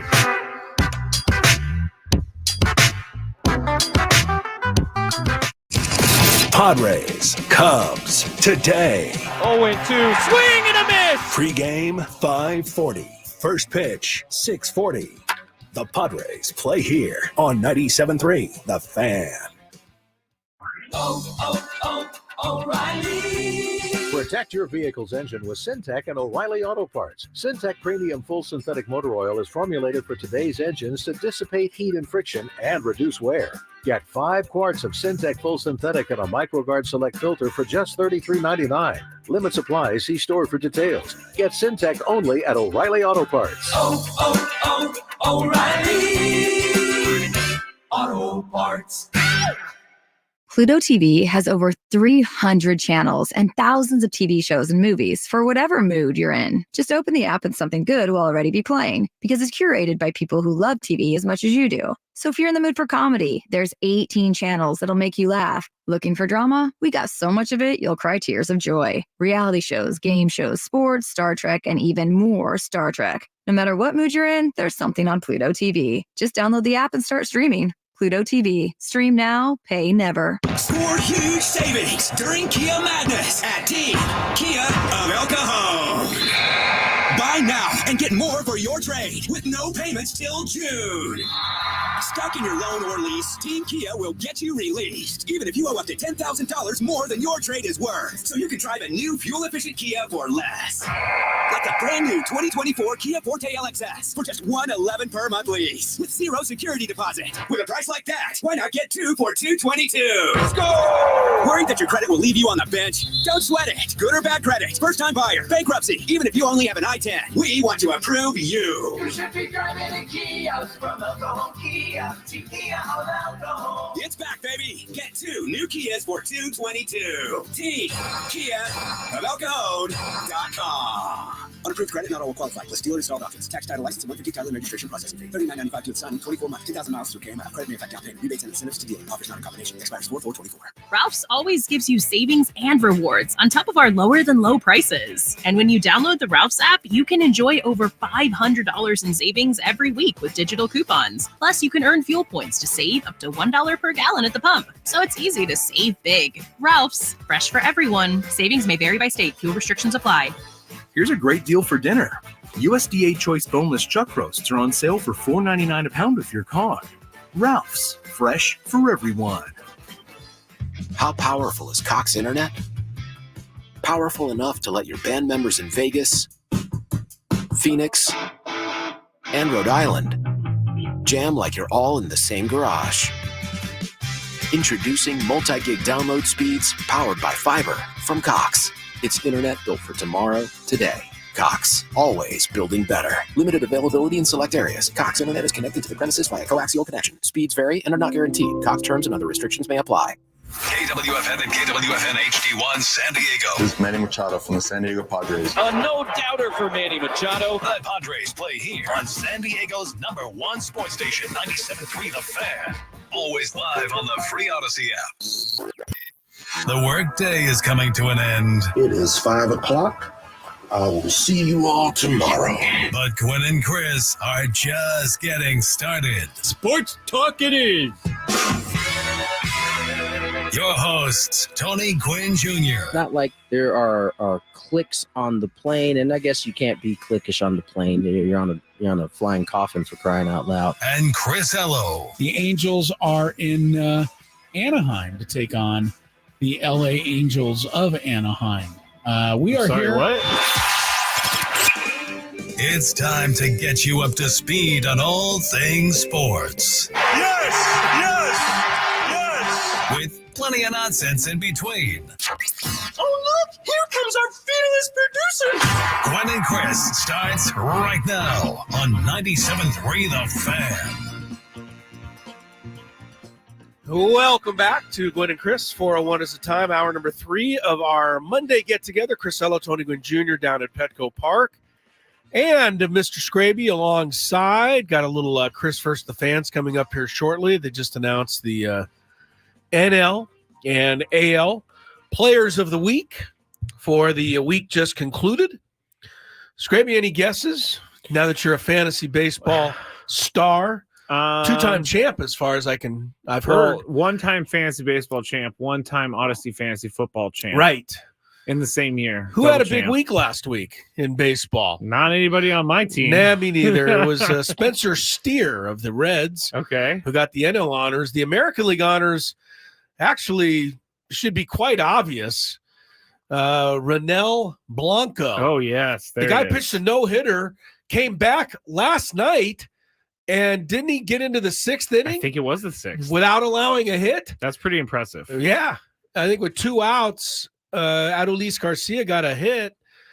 He got the next guy out. So in 2 starts this year, Adolis, I'm sorry, I'm thinking of Garcia. Ronel Blanco, 2 starts, he's allowed 1 hit. You know who else is off to a really good start in terms of what they're doing so far? It's going to upset you. Not you, but anybody within listening audience. Sorry? Mookie's been doing amazing. No, this will upset you more than Mookie. Juan Soto? Nope, this will upset you even more than Juan Soto. In 11 innings, this pitcher this year has allowed 4 hits. It's Sean Manaea. And he's 2-0 with a 0.82 ERA. Chris, we have seen this. This happens all the time. But no, we have seen Sean Manaea in a Padres uniform start the year strong. No, start the year strong and then tail off. Not like Giants that. start the year strong, tail off. Not like that. All right. Well, then he'll tail off. But I'm just saying, for now, it's not Shamania that I dislike. It is that whole thing that I dislike. That whenever a guy's a Padre, doesn't do those kinds of things. That's true. Goes elsewhere. Shamania can't be touched all of a sudden. You have a chance. Oh, wait, that's my job. Oh, you're going to read this today. Yes. Let me introduce, ladies and gentlemen, the voice and producer of the Gwynn and Chris show, Matt Skraby. Thank you very much, everybody. And happy birthday to Petco Park, by the way. Today. 20 years. I don't know if it's today, but I keep seeing all these things all over the internet about how it's 20 years from when it opened. So there we go.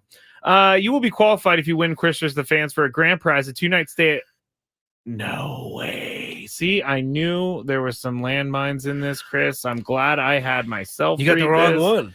It's supposed to be cool in the gang. Here it is. You're qualified for a chance to win a grand prize, a 2-night stay at Westgate, Las Vegas and Resort and Casino, and 2 tickets to Cool in the Gang, backed by popular demand. And after multiple sold-out shows, the legendary funk group Cool in the Gang returns to the stage at the Westgate, Las Vegas Resort and Casino with their residency through 2024. Get tickets now at Ticketmaster.com. The Westgate, Las Vegas Resort and Casino features newly designed premier rooms, part of their $70 million room renovations, home of legendary Vegas fun. Also, you will win a pair of tickets to Sunday's SD Legion rugby match against the NOLA Gold at Snapdragon Stadium. Grab tickets at sdlegion.com. If you had one shot, one opportunity to take down the human almanac himself, howdy do. Now is your time. Listen to me, this guy is dangerous. Now is your opportunity to win a prize. Well, I hope you know what you're in for. Chris versus the Fans starts now on 97.3 The Fan. Also, before I forget, I've been meaning to say this all show long, but if you have entered into the Scrabinator Night contest, the contest is closed. But thank you very much. We had such an amazing response that even Chris heard this last week, that our sales guy Peter said, "Why don't you look for some more dates later in the season?" So I'm amazed that you offered something for free, and people were interested. Don't do it that way. Don't do it that way, because I have been getting messages about people saying that they really, really want these tickets because they've never watched a game in a suite before. Oh, I know. It's a great prize. I will let everybody know tonight whether or not you have won. Great prize, and I'm making fun of it, but no, you had an amazing response. Incredible. Like hundreds and hundreds of people want over these 500 people signed up. Yeah. So we have to do the I don't know how that tonight. happened, because only like 50 people listen to your show.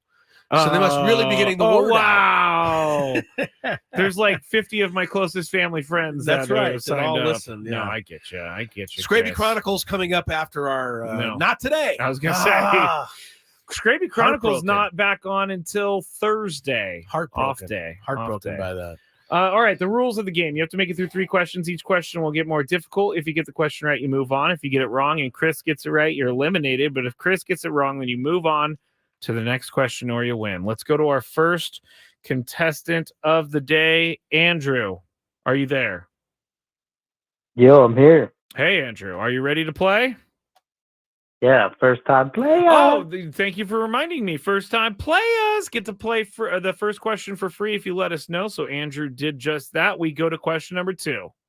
Not sure who just threw out the first pitch in this Hank Aaron game, but not a very good one. The kid is like 4 years old. He's I not can't 4. believe you're criticizing a 4-year-old kid who threw it perfectly straight and one bounced the plate. I think it like 3 bounced, Oh 2 my bounced. God, I need to you're see it mean. again before I You're criticize. a hater. This kid is like 2.5 feet tall. It's probably Hank Aaron's grandson or Probably. something. And you just ripped him. All right, here we go, Andrew. You are mean. What pitcher gave up the grand slam to Jurickson Profar on Saturday?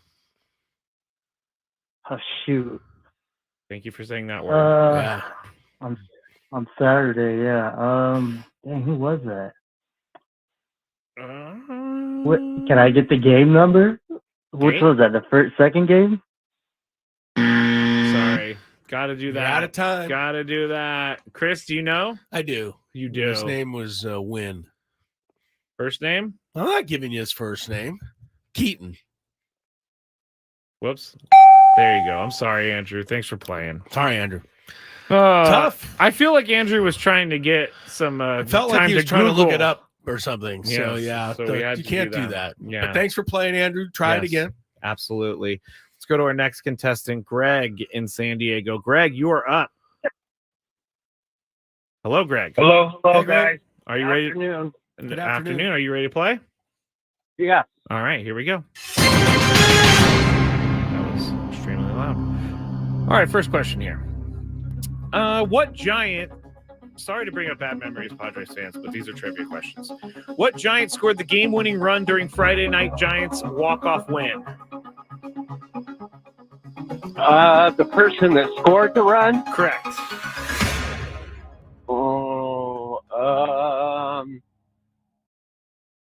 Tough question. Is this a tough one? Scored the... Wow. Well, I'm sorry. Well, no, Are you keeping tabs on the time? Yes, I was watching the time.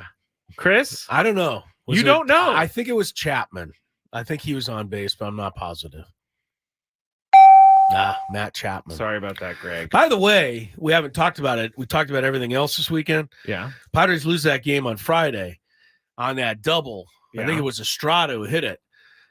Oh, Jose tight, Azocar made a perfect throw to Hassan Kim. He did. And then Hassan Kim made a perfect throw. I thought they may have gone at the plate. Campusano. Yeah. I mean, they executed No, I that. think it was De Los Santos or Los Santos, right? De Los Santos? Was he the one who put the tag down? No, the pitcher would never be covering the plate. Yeah, that's pretty stupid. Yes, it was. Anyway, it Move was on from a that. beautiful relay the Padres turned there to no avail. It was a really great relay. And 99% of the time, shortstops bounce that throw in. Hassan Kim made an incredible throw on that play with some heat behind it. Just didn't get the guy. No. All right. Let's go to our next contestant. Let's go to Mac in Allied Gardens. Mac, how are you? Hey, how's it going? Hey, Mac. You ready to play? Ready to play. All right, He's ready. here we go. Who currently holds the second highest batting average on the Padres right now?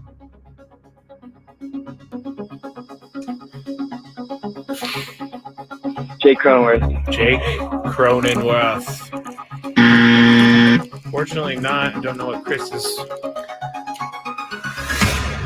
Who do you think, Chris? Who do you think? I don't know. Profar? Profar. Hey. Wow. So win for you, Mac. Wow. Was it Xander still? Jackson Merrill. Oh, 4 for 4 yesterday. Hitting over 300. How quickly we forget. Remember, the hype is real, Chris. Yes, so far so good. So far so good. All right, Mac, here we go. Question number 2. What inning have the Padres scored the most runs in so far this season? First inning. First inning is He didn't correct. even pause. All right, He was Mac, all were you over that. listening on Friday? Yeah, that's a good. That's a good Okay, guess. no, I brought it up. That's why. Well, that plus they got 4 the other day. The Oh, first good inning. point. Good point. Yeah. Nice job, Mac. Good job, Mac. On your way to victory, hopefully here. Yes, here we go. Question One more. Number 3.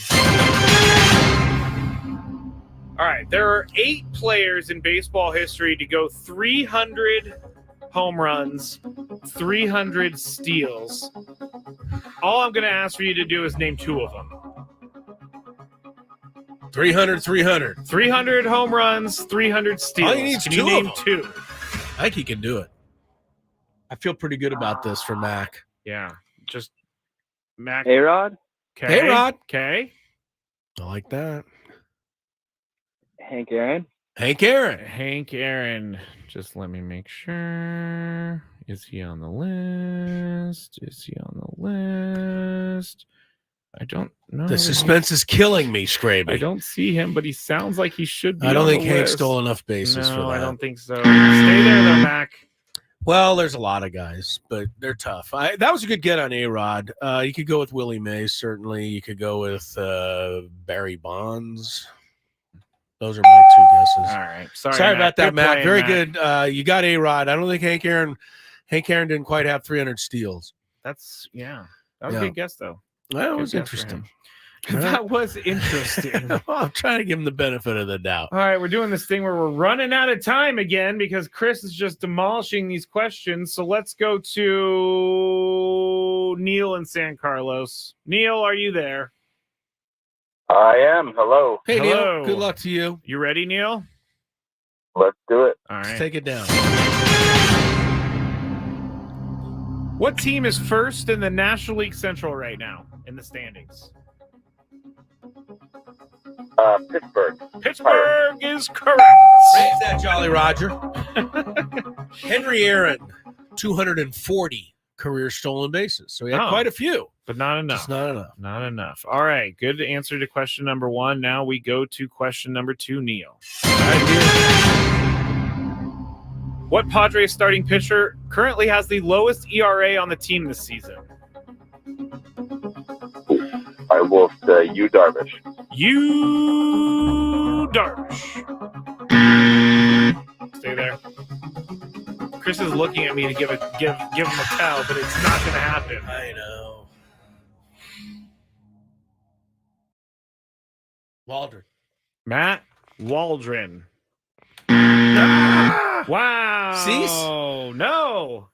The guy who threw a gem King? on Saturday. King? He's got like a 1.8 something ERA right now. Yeah, well, you know. I know it's early in the season. It's but early. still. It changes every game right now. It does. That's good for you, though. Yes, it Neil, is. you get to the final question. Here we go, Neil. Chance to win it. Here we go. Question number 3. I know we've been doing a lot of these, and these are going to be phased out. But what player is the only member of the 500 homer and 500 steal club? Ooh. Ken Griffey Jr. Ken Griffey Jr. Ken Griffey Jr. Stay there, Neil, just in case. What is it? 500 homers, 500 steals. That's ridiculous. That is a lot of everything. For everything. I don't think this guy's even in the Hall of Fame. I'll say Barry Bonds. He's not, which is insane. Right.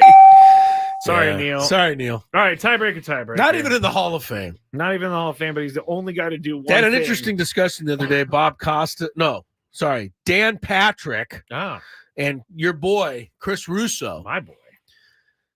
The question was, if you had only one vote, and you could vote one of the 3 guys in, would you vote Clemens in to the Hall of Fame, or Bonds, or Rose?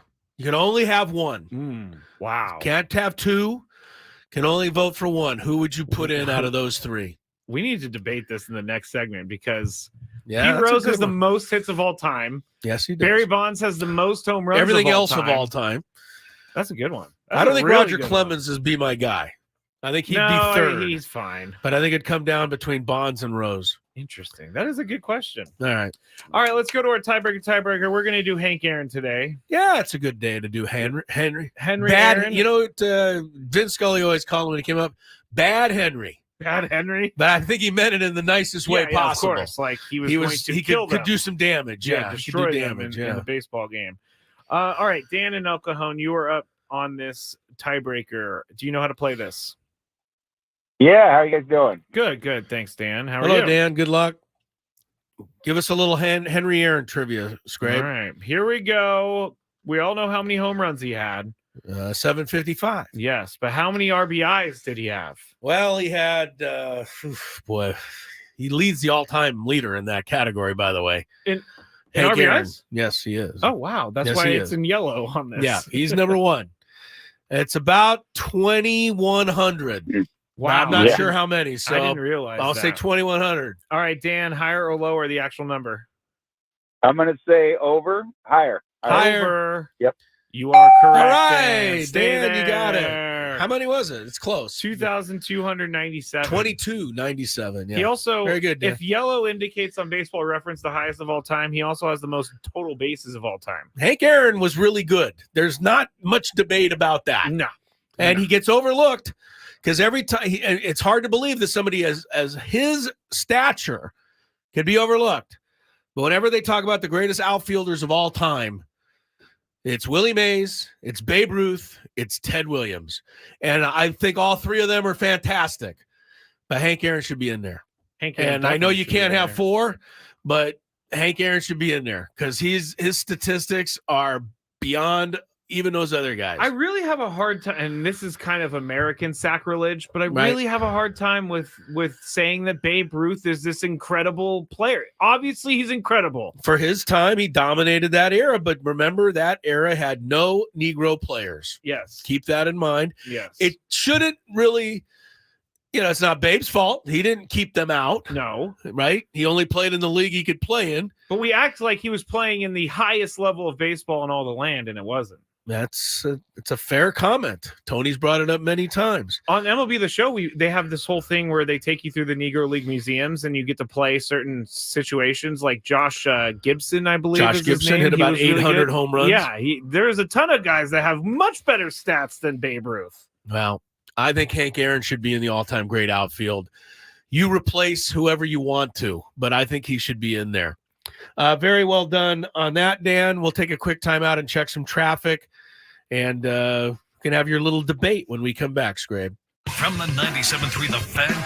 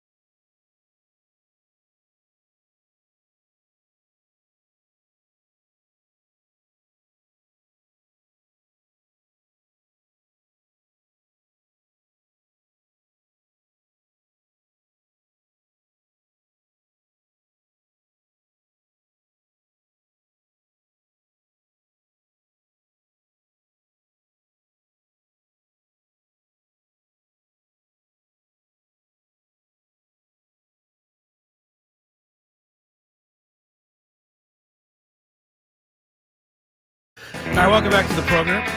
4:26 is the time. We got to get to our Big Five shortly. But I thought I'd pass along some more good news to Padre fans out there. Juan Soto tonight for the Yankees. Walk, double, 3-run homer. Other than that, not having much of a night. All right, was that mean for me to give that information? No, but I thought you said don't go down the rabbit hole. You're right. Don't go down there. Well, the thing is the Padres could use a 3-run homer pretty much about now. Yes, they We could. mentioned this earlier, but Padres have scored more than one run only once in their last 57 innings. That's not good. Why do I? That's a long time. The one inning they did it was the grand slam by Jurickson Profar. That's it. In the last 57 innings, which is about 6.5 games. So, you're going to need some crooked numbers. Hopefully tonight is the night. I'm just over feeling like we're in the same perpetual season over and over. We're and not. over again. It's 12 games, Skraby, please. Got to wait till at least 70, then you can complain. Your heart's content. I will let you. All right, you have one vote. You can put either Pete Rose or Barry Bonds into the Hall of Fame. The other one is out forever.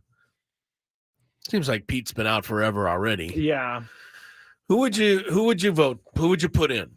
And you're giving you the power. No one's ever going to catch Pete Rose's hit total, probably ever. He's got over 4,000 hits, doesn't he? Yeah, 4192 or 4193. It's changed a couple times. That's incredible. Or no, 4256. We just got first number I gave you was what he beat by Ty Cobb. The second number I gave you is what he has. Because during the break, our winner of Chris vs. the Fan said that they want Pete Rose in, which I do understand. But I think what Barry Bonds did by being like the top of so many different stat categories, not just the hits category, I think you have to put him in. You'd put Bonds in. I put him in because of what the question we just asked of him being the only 500 guy and him being at the top of almost lots of other batting lists. Right. I would think him. What about you? Well, Chance. Sorry, Chris. He cheated, though. I understand, but so did everyone else, and it doesn't change that he could still hit a baseball that's moving at 95 miles an hour. The biggest and best argument for Barry Bonds that I've seen, and Tony and I and you have discussed this, was the fact that before the steroid era ever started in the early 1990s, he'd already won 3 MVP awards. Now, he would win 4 more when he was clearly juicing in the early 2000s. But he'd already won 3. He'd already become a member of like the 500, 300 club. I mean, the guy was just so incredibly good at baseball. And, his reasoning for taking steroids, he was upset that McGuire and Sosa were getting all the attention in 1998, and he knew he was better than them. So anyway, that's not an excuse, but it's a fair argument. At least you can make it. The reason Pete Rose would get my vote, though, is he never cheated the game. Pete Rose bet on himself to win. That has been proven. Nothing else has ever been shown. I don't believe for a second that Pete Rose ever bet against himself. He is too competitive. One of the most competitive people on earth. Pete Rose just doesn't get it. And I feel bad for him that he doesn't get it. Like he doesn't understand, what the thinking is out there. Look, you can't make a clear vote for either of these guys because they're clearly not in for reason. Yeah. But if you wanted to put one in, I'd put Pete in. He didn't cheat. Barry Bonds did. I get it. Pete Rose did something that you should not ever do. I don't think this is. I don't think that. Yeah, I'd put him in. Yeah, no, I That's get. hard. I get why you would say that because he legitimately has the most hits, and no one will ever catch that. Someone may one day catch like the home run record and things like that. Maybe. Plus, Pete Rose has, anyway. I've had a chance to talk to both. Barry Bonds for about a minute and a half, which I felt was pretty good. That is pretty good because Barry Bonds wasn't known as the nicest guy in the best world. Ever, yeah. Pete Rose, you could talk to Pete Rose about baseball for like 10 hours. Well, it's because he's got no one else to talk to. At this point. But when he played, he was a student of the game. Like he knew everybody else's statistics. Pete Rose is baseball savant and junkie. Why is just addicted to gambling, unfortunately. Jay says on the chat, Pete Rose was most groundbreaking with his hitting in baseball in general. The steroid era highlights a lot of players who are mashing home runs. Rose should be in the Hall of Fame. Okay. Well, actually, neither of them should be because neither of them are. Oh, here's a good one from Wolfpack. But Bonds was walked when the bases were loaded. That's how feared he was. That's right. That's incredible. A lot. It wasn't just once. It happened many occasions. He just gets an RBI just for being there. Didn't even have to do a thing. Yeah, Barry Bonds' numbers are mind-blowing. And as Tony and I have said many times, when he was playing in his height of his power, he in 4 at-bats would usually see one pitch that was somewhere close to the strike zone. And he would smash it. And more times than not, he'd hit that pitch over the fence. Yeah. You'd only get one because the rest of the game they were scared to throw to him. That's true. That's awesome. It's pretty impressive. All right. Big Five's next. Stick around. Gwynn.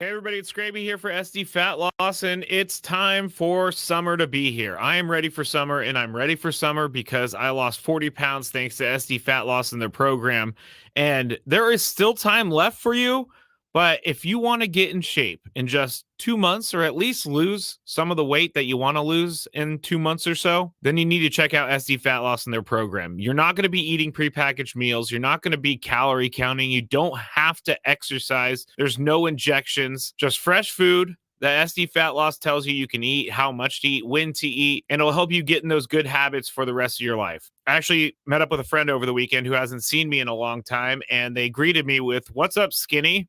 which is something that never is said to me. But through the program, I have lost 40 pounds and I have felt a lot better. Not only does SD Fat Loss help you lose the weight, but they help you keep the weight off too with their maintenance program. And right now, for a limited time, if you mention Skraby when you call, you'll get $200 off. So schedule that free consultation right now, 858-665-3211, or go to sdfatloss.com.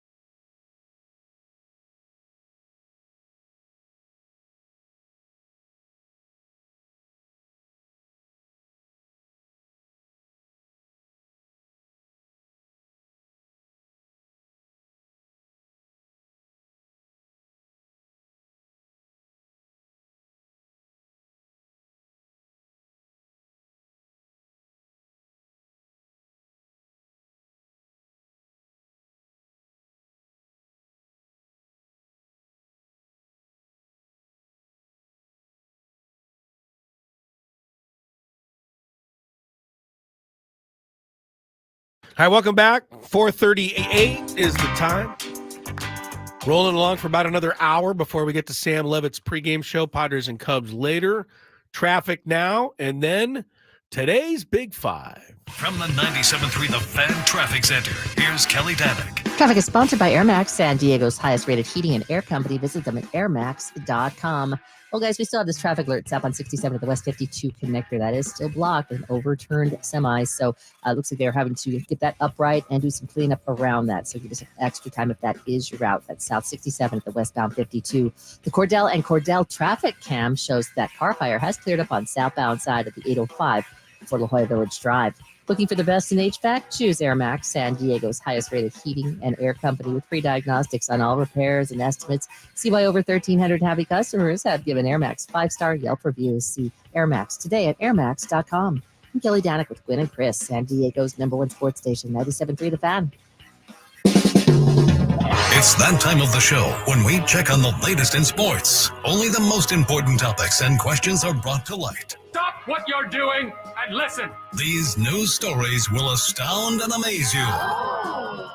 The one, the only. Oh my God, who the hell cares? The Big Five starts now on 97.3 The Fan. All right, we got a conspiracy to start off the week, everybody, and it's a conspiracy in baseball, and it just so fits with the eclipse day. So Chris is not impressed with the eclipse day. Can't wait to hear this. Yeah, it's a good conspiracy about Major League. But today, Junior, it's Monday, everybody. Number 5. So here is the conspiracy theory that's happening around baseball. And we talked about the rise of pitcher injuries earlier in the show, but we didn't really talk about some of the other theories out there. One of those theories is this. It's Trevor Bauer's fault and the impact on the sticky stuff crackdown. Now, his loud proclamation against sticky stuff was one of the things that drew attention to the rise in the usage and got Major League Baseball investigating. And then right after everything went down, Tyler Glasnow said that he was waking up sore in his arm when he wasn't before because of the sticky stuff ban. Chris, do you think Trevor Bauer... let me start it this way. Do you think Trevor Bauer is connected in an indirect way to pitcher injuries? Well, I think everything in baseball can be just blamed on Trevor Bauer. I think that's very convenient for starters. Indirectly. Yeah. No, I don't think he can. However, you got to figure something out. As we talked about earlier, can't just lose ace pitchers on a weekly basis in Major League Baseball. Not even one a week. You're losing 2 or 3 per week. And I know the Players Association came out and said it was because they shortened the time clock between pitches. Guys are throwing too many pitches too quickly. I don't buy that. I do buy the fact that guys are trying to put extra spin on the ball and putting 100% max effort into the torque of their arms. And I believe that there's something to the fact that the sticky substance that was used earlier maybe prevented them from having to put so much effort in. So, and the sticky stuff, I think, helped them control where it was going to go. I don't think that bothered the hitters any.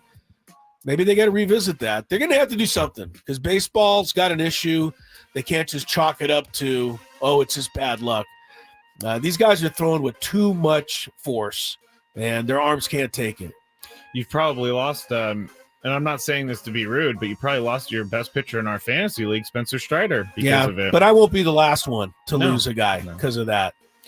And not that fantasy really matters. No, it doesn't, but it matters to lose a guy like Spencer Strider. He's a star in your game. Yeah. And if you're Major League Baseball, you should care about that. Tony, do you think Trevor Bauer is connected in an indirect way to pitcher injuries? No. I don't think Trevor Bauer is connected in any way. I think at one point he was part of the problem. He also was the first one to kind of put it out there on blast, like this is what's happening. And just to be clear, Major League Baseball is saying that RPM spin rate is a reason why the arm injuries are going up. Added spin rate. How did you get added spin rate? Through the sticky stuff. So I don't think that the sticky stuff is an answer to any of this. But I do think something that Chris said is spot on. The max effort, the redlining, if you will, to go along with trying to spin the ball more has only exacerbated a problem that has existed since baseball was rolling. Specifically from the 90s, my era on, we've seen more and more different type. It was shoulders that were the big thing for a while that would pretty much end your career. Now it's moved on to elbows. And listen, medicine has kept up with this all along. So the repairs and people coming back, tend to happen. Remember, Tommy John was of such one of those injuries where you are almost done, right? But they've improved over time. That has allowed for more of these guys to come back. And remember, you were trying to prevent that before. Now, I don't know that it's much of a prevention because you can get it fixed and get it fixed well. So there's so many variables that are playing into this, but I don't think Trevor Bauer is honestly one of them. Physics is part of it as well. As I had an old pitching coach. Oh, Stephen Hawking's here, everybody. Many years ago, who said very simply, you don't walk around with your arms above your head. And you're not meant to basically, right, we're not meant to throw a baseball like this. So injuries are guaranteed to happen. Right. But the fact that it's happening at such an alarming rate is alarming. That's the crazy part, right? Is that we're not meant to do this, but yet we're trying to max effort being in that motion. And so it seems like pretty logical that you're going to get hurt. And a lot of them are going to keep happening. Number 4. The Marlins got their first win of the season yesterday, which saved them from being the first team since the 2002 Tigers to start a season 0-10. However, Bob Nightingale of USA Today reports that manager Skip Schumacher is poised to become a free agent this coming offseason. He was initially hired on a 2-year deal with a club option for 2025, but according to Nightingale, the Marlins, quote, agreed to void the option during contract talks this past winter. So, Tony, do you think Skip Schumacher goes from being a manager to being a manager in his next job? He very well could be. I mean, you have to think that there are going to be there's some managers who are on the hot seat right now, and depending on how their year goes, there could be an opening. I had no doubt that Skip was involved in having that last year voided. He was unhappy with the Kimming firing. And, quite frankly, he's a California guy. And I know that it has been difficult on him to, be away from his family at a time he feels pretty important. So I could see a scenario in which he does go from manager to manager, assuming it's the right job. I don't think Skip is willing just to take any job. I think he wants to be aligned with people he thinks have the same belief structure in the game that he does. And I'm not sure that the Marlins are that organization anymore. Chris, what do you think? Do you think he goes manager to manager? Yeah, I think that's what he'd like to do, and I think everything Tony said is accurate. I don't think he likes it there in Miami. I'm surprised they were able to keep him for another year. Yeah. After he won the Manager of the Year. He's one of the hottest commodities in baseball. I thought teams would go after him. I thought the Padres would be a team that would try to make a move on Skip Schumacher. They went with Mike Schilt. Funny how both of them are built from the same cloth, the St. Louis Cardinals system. So, I think Skip Schumacher's already proven he can do the job. And this season's far from over.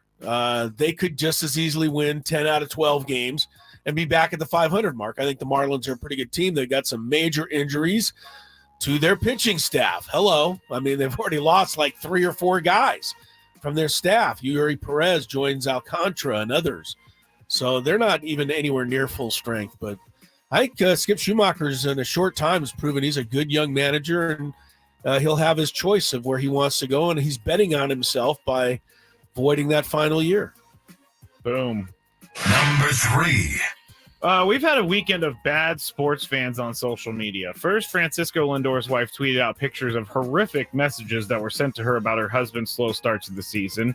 Then Rockies outfielder Chris Bryant opened up this weekend about what he is going through after a really tough start to his year. And here he is. Been through it all. Death threats, kill yourself, all the craziness that this game will dish out. It's just what I've been trying to talk with these young guys. No one was going through it early on, and I've just told them, it takes courage to keep showing up, and that's it's going to make you a better person at the end of your career, and it's something that I'll be able to teach my kids through adversity, how you respond to it, and you just got to keep going.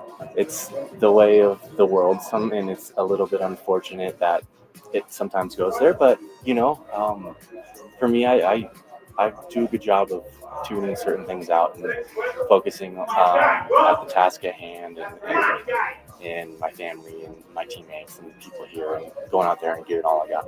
So there was Chris Bryant, and I wish that someone would have told him Chris Bryant was talking in the background. That guy yelling, jeez. Anyway, there's Ezekiel Tovar. Tovar. No guys laughing. It was Ezekiel Tovar. He was yelling at you to put him in your fantasy lineup. I can't. He's a good player, but you keep benching him. And we'll talk about this later. We've talked about this so many times, and we've talked about, we all agree there should be some sort of laws against this. We don't really have any solutions because it starts at the top, and it doesn't seem like it's starting anywhere. But Chris, what do you think about Chris Bryant's message on how to deal with this? Chris Bryant's message is pretty good, spot on. I think it's incredibly sad that a guy can go 0 for 15 and have his life threatened. I don't understand you fans out there. I don't think we're talking to any, you don't think we're talking to any Padres fans? Crazy of the crazy of the crazy, but still. We've got a few of them out there in San Diego. Sure, we've got a few of them in every city in America. Oh man, you're right. You're right. So I just, it's incredible that people can't separate, a ball game from the realities of life. Unfortunately, I guess that's just not possible to do. I know people get angry when their favorite player strikes out with the bases loaded, but it shouldn't be enough to. Here's the thing, and Tony will speak to it better than me, but this day and age as athletes are going through things that previous generations never had to deal with. If Chris Bryant started a season 0 for 20 or whatever it was he did with the Rockies this year, might have been a couple of phone callers into the local radio show. Hey, get Chris Bryant out of here. Now it's thousands and thousands of people on Twitter or TikTok or Instagram or wherever it is they're posting. And there's no way to hide from it. I think that baseball and other sports maybe need to do a better job or a job of bringing in, smarter people to kind of talk with these guys before season starts and help them understand how to go through it. Because I don't think everybody can handle it quite as well as Chris Bryant sounds like he's handling it. Yeah, that's true. Tony, what do you think about this message that Chris Bryant was delivering? I think Chris is spot on. And that's exactly the most positive outlook you can have about it. And, I commend him for it. Chris is right. It used to be a call. Everybody called into the talk show. They could only take so many calls. So some of that stuff you just had to talk between you and your friends, right? You and the people closest to you. Now, and it's a double-edged sword, right? The athletes want to expand their brand, right, in so many ways, which also means they got to put themselves out there more via social media. And whereas those opinions went into great sports talk radio shows like ours, or an occasional yell at a player when you're at the stadium. You stink. Now, by the thousands, sometimes by the hundreds of thousands, they can get that message directly to you.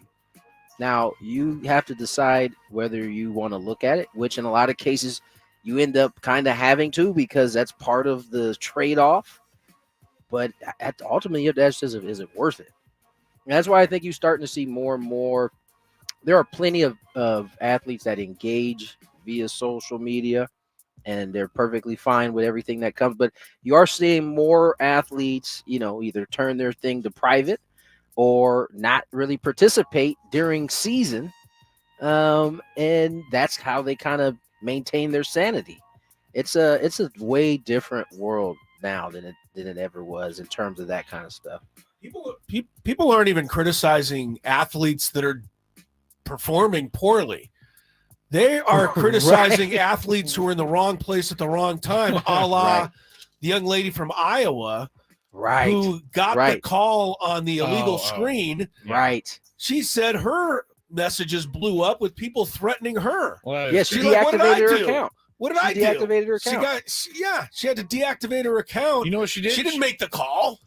She was fouled. But it doesn't even whether Even she if was she or wasn't, like she was her just job. a player. I mean, know, the referee I know. was the one who made the call. That's People why it's were more tearing her unhinged apart. that it was the right call, and people are still messaging it's her. just incredible. I mean, it's really gone off the rails.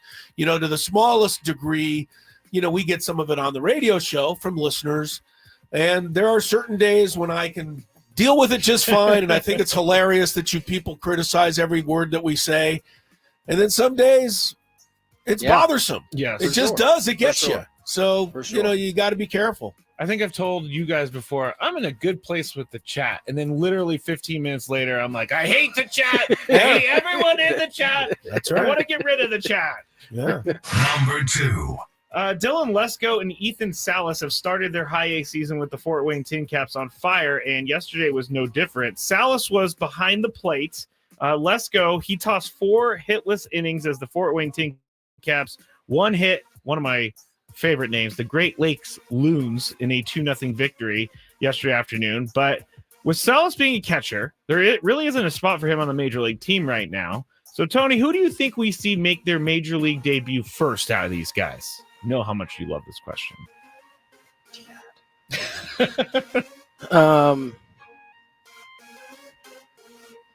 I don't know, man. Let's go. We'll say let's go. Only because Salas is a catcher, and it just typically takes a little bit longer. That's fair. I thought that's what you were going to say, actually. Chris, what do you got? Problem number 4,207 with social media. I'm trying to have fun in a tough start to the season. I'm not ripping you. I'm ripping social media. Sorry, not ripping you. That every time Ethan Salas, walks across the diamond, there's a video of it, and then there's people underneath that video who say, can you look at how this guy's walking on the field? Have you ever seen a 17-year-old walk like that, Chris? It's unbelievable. Can we bring him up fact. immediately? So, this is just, it's just absolutely crazy. Give this kid some time. Let him relax. Let him work his way up to the big leagues. He will be here sooner rather than later. As to who will be there first, I would bet on Lesko because there are more opportunities for a pitcher. But yes, I know more about what Ethan Salas does than when I do know about Fernando Tatis, and I watch him play every day. But Ethan Salas, if he sneezes, people want a piece of that tissue. It's Look at how incredible. this guy sneezes across the field. Yeah, it's incredible. Look how he stopped and covered his mouth.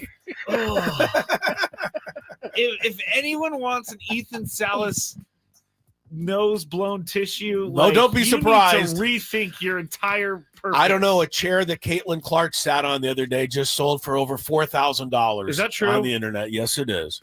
Wow. A chair that she sat on. For the pregame introductions at Iowa. Let's move on. I'm sorry. What? Okay. This is the world Tony's that you right. signed up to live in, Skraby. No, Tony's right. I can't get into it right now. Number 1. So, man, heading into this is a total Matt Skraby question. But I was thinking over the weekend, the Padres lead baseball in hit batsmen this season so far with 11 plunked.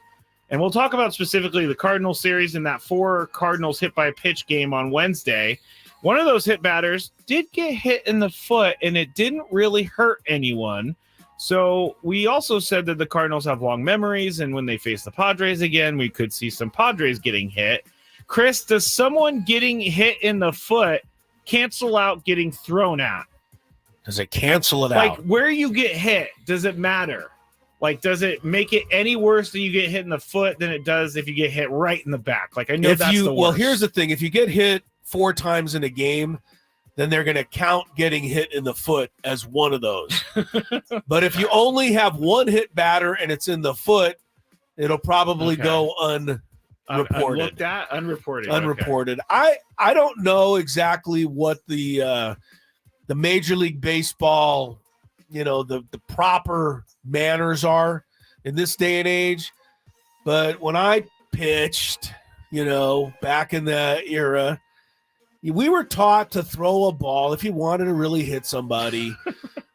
We were taught to throw a ball about 1/2 a foot behind their hip. 1/2 a foot behind their hip. Their hip. To go behind them? 6 inches behind their hip. Because 99% of people's reaction is to jump back. Backwards. And they would jump back and get plunked right in the hip on the Charlie Bone horse, whatever that is. And it would hurt. Yeah. But you probably weren't going to put anybody in a DL or in the hospital with that. Certainly we're never taught to throw anywhere near the head. Yeah. And so that was kind of the way it was. Now, I see guys throwing all over the place now, and I see most guys that, are attempting to hit somebody throw up around the shoulder, around the head, and I think it's too bad. Now, in the Padre Cardinal game, I think that was just 4 bad pitches that happened to get away. I don't think they were throwing at anybody, but you got to, as the Cardinals would have said, well, get somebody out here who can get the ball over the plate then, because this is ridiculous. But I think things have changed in the sense where we don't seem to care, and guys are throwing a lot harder than back then. Yeah. So it can be dangerous. Tony, what does it cancel out getting hit in the foot? Like where you get hit, does it matter for revenge of the other team? In terms of if that's going to be something retaliated against. Yes, correct. Chris is right. Like if you get hit 4 times in a game, it starts to stop mattering where you got hit and what your intent was, because at the end of the day, you've hit 4 guys, and I think the Padres would feel the same way if 4 of their guys got hit. Eventually, it doesn't matter if it was accidental or not. We're still getting hit.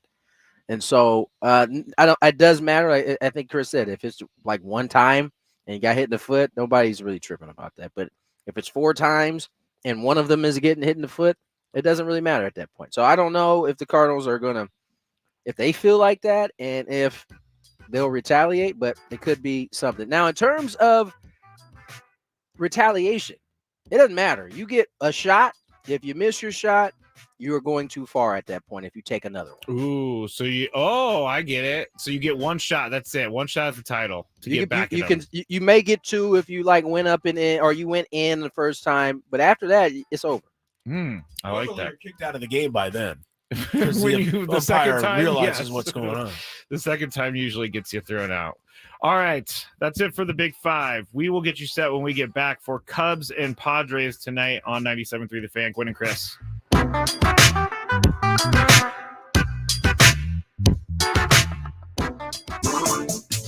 Hey, it's Skraby here, and if you're like me and get annoyed by almost anything and everything, the Daily Gripe is for you. I get my gripes off my chest weekdays from 6 to 7 p.m. on 97.3 The Fan.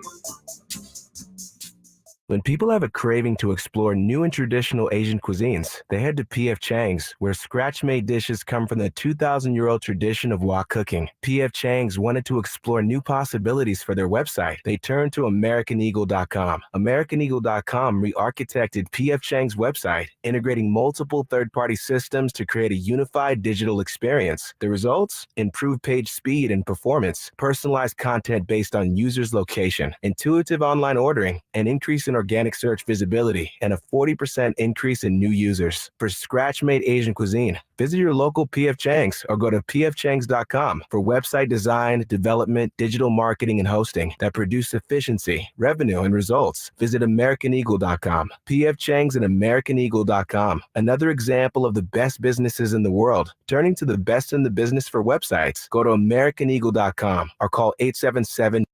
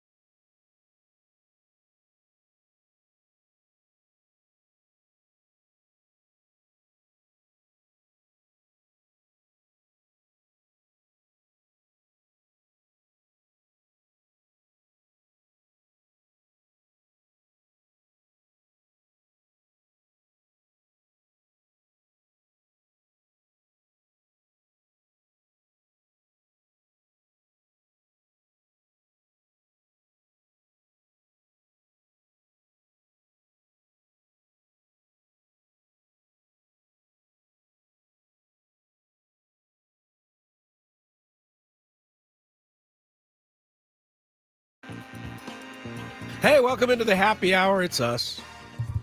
Taking you the rest of the way. Chris Ello, Matt Skraby together in our Odyssey Palace Studios. Tony Gwynn Jr. down at Petco Park.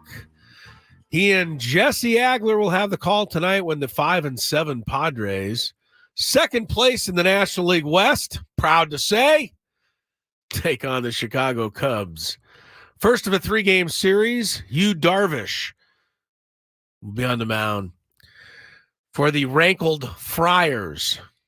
They should feel rankled after losing that game yesterday in San Francisco, despite 11 hits, 4 of which were turned in by rookie Jackson Merrill. Another solid starting pitching performance, this one by Matt Waldron.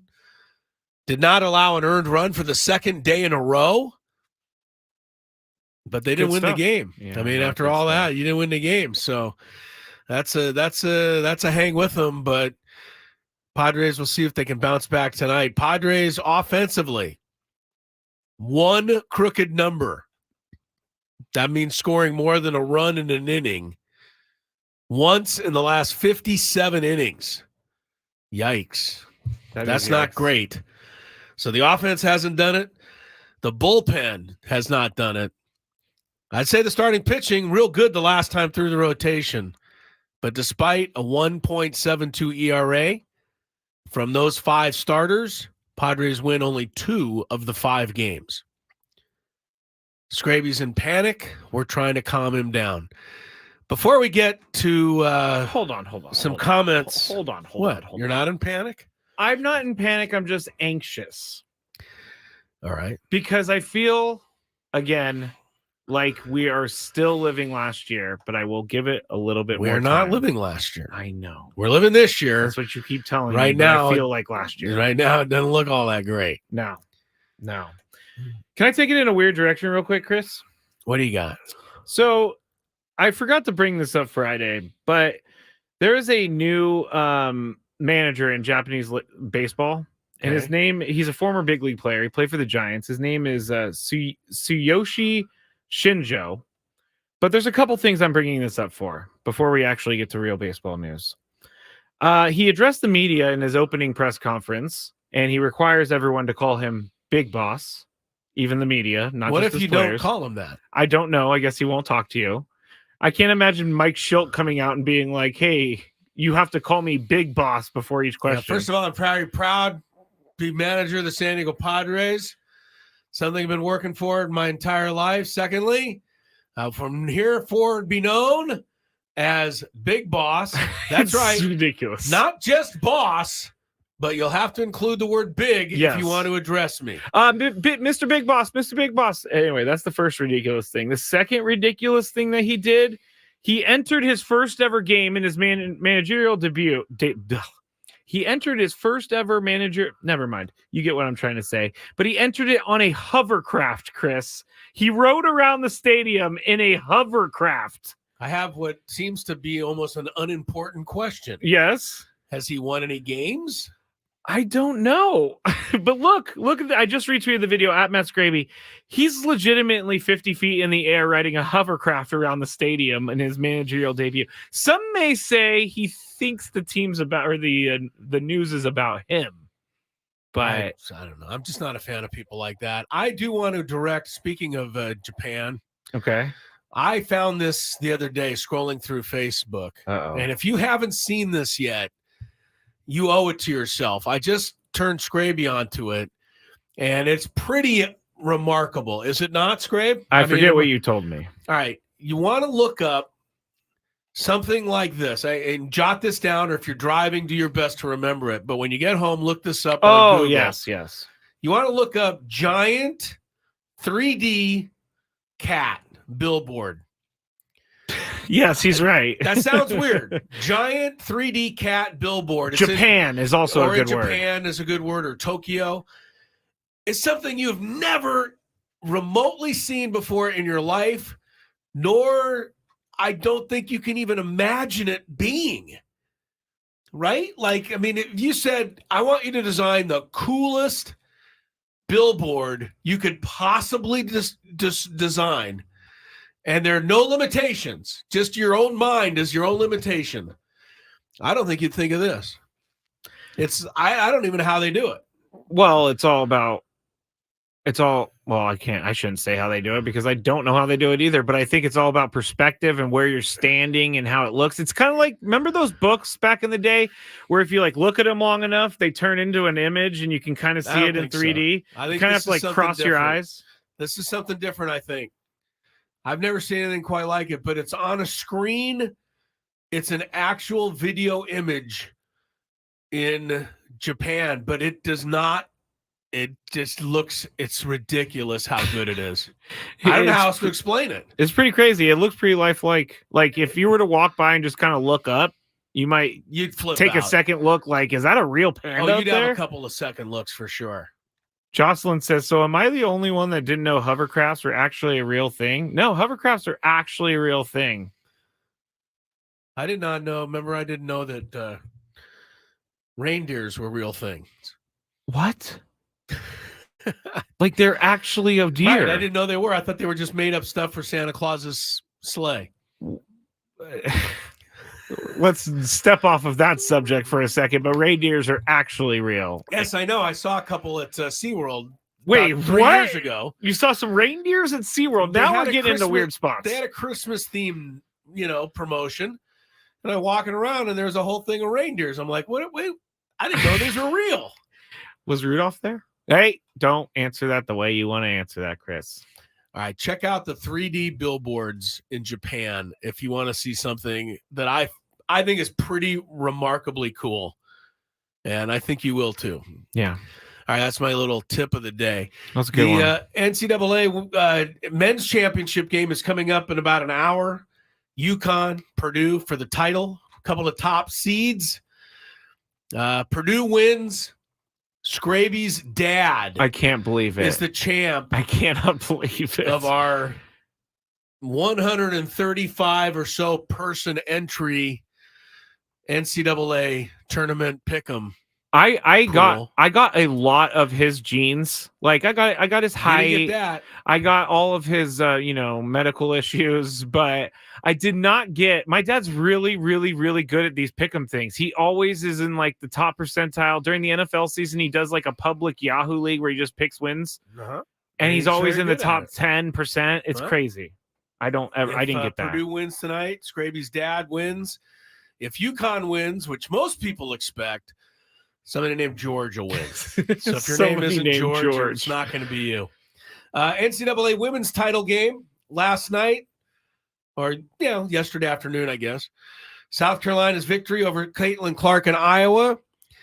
This isn't going to surprise anybody. The largest audience ever for a women's basketball game. Here's what might surprise you. The only bigger TV audiences in the last 5 years have been football, the World Cup soccer. What about WWE? And Olympics. Oh, WWE. Olympics, huh? The most watched basketball game, any basketball game in 5 years. Whoa. And I mean, it's more than any NBA game in the last 5 years. Wow. It's more than any MLB game, World Series game in the last 5 years. That would be Caitlin Clark in Iowa versus South Carolina yesterday. There was a pretty funny. Do you know what I think it's called the Babylon Bee. Do you know what that is? No. It's like a satire news site where they just make fun of big news stories. Okay. And it says it has a picture of Caitlin Clark and it says, that's the headline: Caitlin Clark to retire from Spotlight and enter WNBA. Yeah, that's a funny line, but it may not be so true anymore. I don't know. We'll see. Are people going to follow her and watch? Supposedly it'll be the Indiana Fever because that's the number one pick. And you would think that they will promote it like, nobody's business when she plays her first game. Yeah. They ought to put her up against Diana Taurasi in Phoenix, since Taurasi came out, and in answering a question, mind you, said that, I think Caitlin Clark will have to, she's going to have some adjustment. She's going to have some adjustment period to make, and people are ripping on Diana Taurasi now for being a hater. I'll just go along with LeBron James on this one. I know you don't go with LeBron too often. Will you but stop lumping me in that? you don't like the guy. So I just got to say that.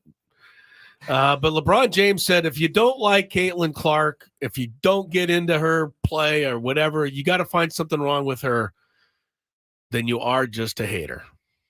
And I think that's fair. That is pretty fair. Caitlin Clark's done nothing other than just be one of the best things women's sports in general could ever ask for. Yeah, he's a big proponent. That's of about it. all she's done. Do you think Michael Jordan would have been so kind to women's sports like LeBron is if women's sports was what it is back then? You know what I'm saying? Michael Jordan would have said something like, women are Republicans and Democrats. So, no, I don't know what Michael. Michael was famously not involved in anything. Yeah, I know. That's why. That's one of the criticisms of him. It was a different time. But, I mean, there was great women's athletes when he played. They didn't get the same, they didn't get the same attention. That's Dawn true. Staley is one of them. Yeah. She was a great player. Anyway, I don't know. Whatever's happened, the time is right. The convergence of things has made women's basketball and Caitlin Clark famous, and good for them. Good for them is right. All right, Padres and Cubs. What did Mike Schilt have to say about things? Little change to the Padre lineup tonight for the first time all year. We'll find out why that is. Jackson Merrill coming off a 4-for-4 day. What did the rookie think of that? And other comments from the Padre clubhouse coming your way next on Gwynn and Chris after we check your ride home. From the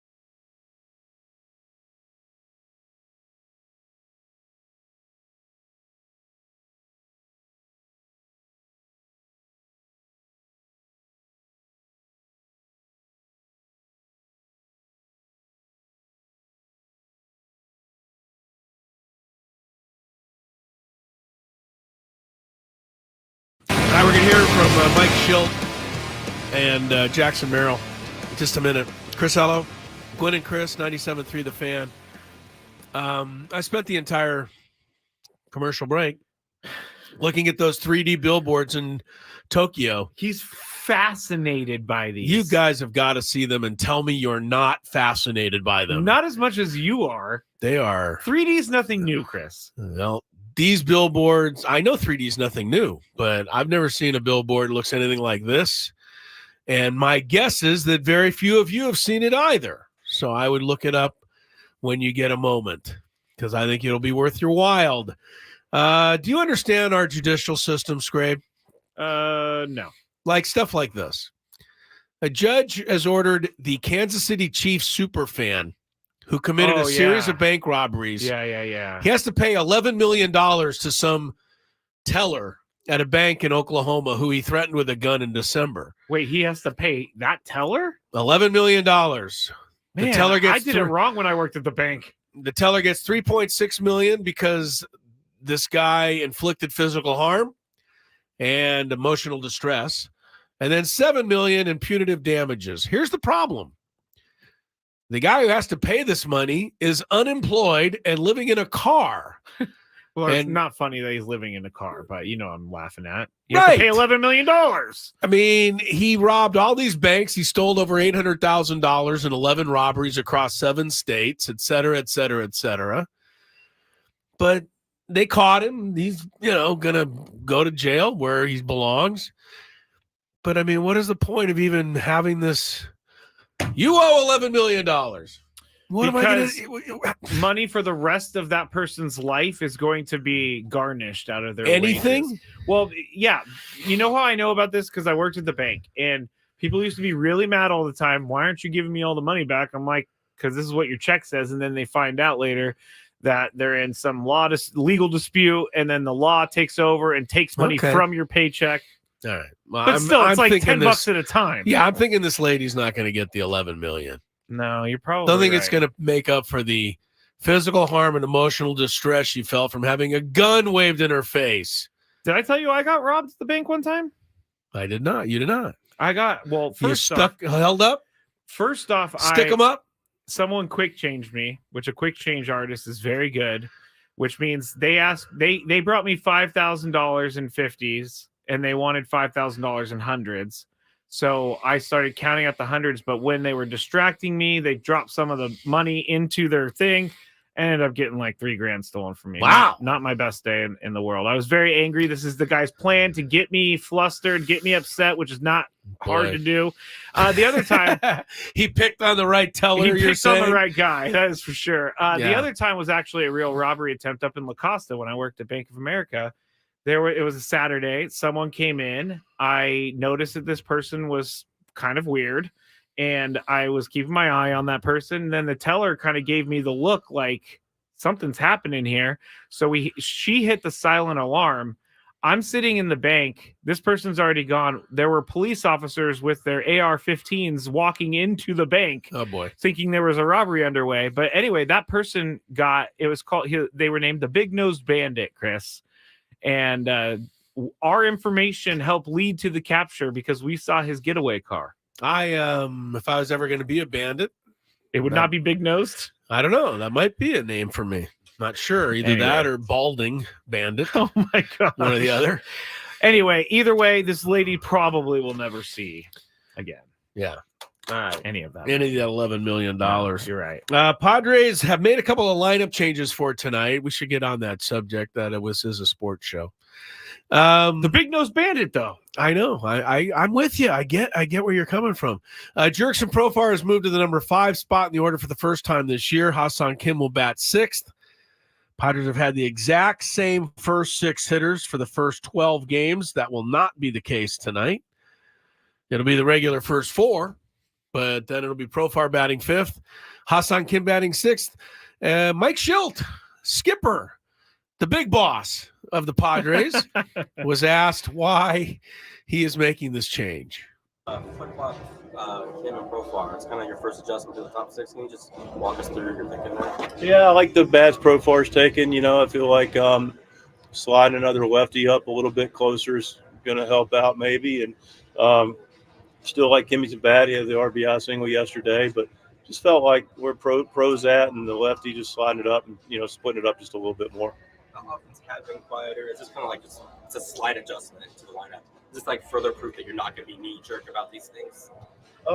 Again, it's a happy meeting. You don't want to overreact and be knee jerk, because I don't think that sends a great message over a long period of time. I think there's and then you don't want to be you don't want to underreact and be oblivious, which we won't be either. We'll take the temperature, see what it looks like, and always be open-minded about putting our best foot forward with all factors considered. As productive as Merrill has been, have you been tempted to move him around a little bit? I feel good. I mean, about where he's at. I think it's important that where he is, and we got some other guys in the lineup that clearly are capable of doing their job and have, and so it adds a link to our lineup, which I like a lot. And we're 12 games in, and he's gotten off to a nice start, and maybe that has something to do with it. I don't know. He's a good player. Probably doesn't matter as much, but we'll continue to be mindful of how he's playing and where we are relative to the rest of the lineup, and we'll continue to evaluate it. There you go. Jackson Merrill's moving up to the 8th spot tonight.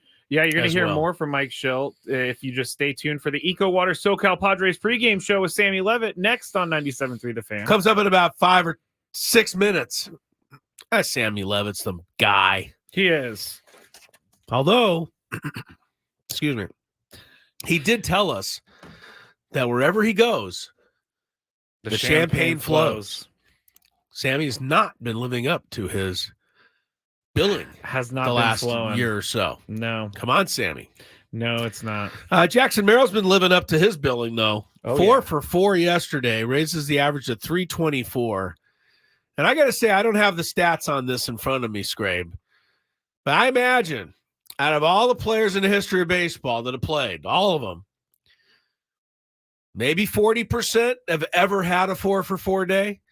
I don't think it's just an automatic thing you get if you're a major league player. 4 for 4 is a big day. Yeah, that is. That is hard to do, especially against a Cy Young award-winning runner-up, Logan Webb, and a reliever who throws 110 miles an hour, Camilo Duvall. Yeah. Jackson Merrill did it yesterday. Here's what he thought. Oop, I clicked the wrong one. Uh-oh, don't click the wrong 4 one. for 4 yesterday, 4th player since 1900 to do something like that. When you hear something like that, how do you take it? I really, honestly, like in the most respectful way possible, couldn't care less about 4 for 4. I've said it every time that we've asked about like a milestone or something that's happened. And my main goal is to win the game, and we lost. So the 4 for 4 was cool. It might not help the team as much as I wanted it to, but at the end of the day, we didn't win the game, and that's our main goal here. Standing ovation. You like that? Standing ovation. You like that? He says everything right. He does everything right, Chris. He's the best. Here's the best thing about his 4 for 4 yesterday. It's that after the 4th hit in the 9th inning, he stole second base to put himself in position to get the game tied. And that, to me, underscores what he just said. He wanted to win the game. 4 for 4 was nice. But he didn't just stand on first base after going 4 for 4. He immediately got himself a good jump, got himself a good read, and got a stolen base, giving Campusano a chance to tie the game. Campusano did not come through that time, but Jackson Merrill did all he could. Yeah. So I appreciate that. Sitting 324. This has been a really good start. He's got an 865 OPS. That's the same OPS as Campusano. It's only 3/100 shy of the team leader at 868. Jerkson Profar? Wow. Do you know how many? That's right. I just looked. Sorry. Go ahead. I just looked up 4 for 4 games as a 20-year-old. Hank Aaron leads the way. He had 5 4 for 4 days as a 20-year-old. I told you, Hank Aaron was really good. Yeah. He wasn't just like, okay. No, Ronald Acuna Jr. had 3. Wow, that is, yeah. So there's a few good guys have done it, but it's not easy. 4 for 4. Big day for Jackson. Hopefully he keeps it going tonight. Starting rotation's been really good the last time through. 5 quality starts. 1.72 ERA combined. Mm-hmm. Joe Musgrove, one of those starters, talking about the rotation in the past week. Oh, shoot. I'm sorry. I thought you were closing up. My bad. We still got 4 minutes, according to my... No, we don't have 4 minutes. We got 1 minute. You said 5:38:40. I said 5:34:58. Better get going. Sammy Levitt's pregame show is coming up next. Gwynn and Chris back tomorrow at 2. Fantabulous Game Show.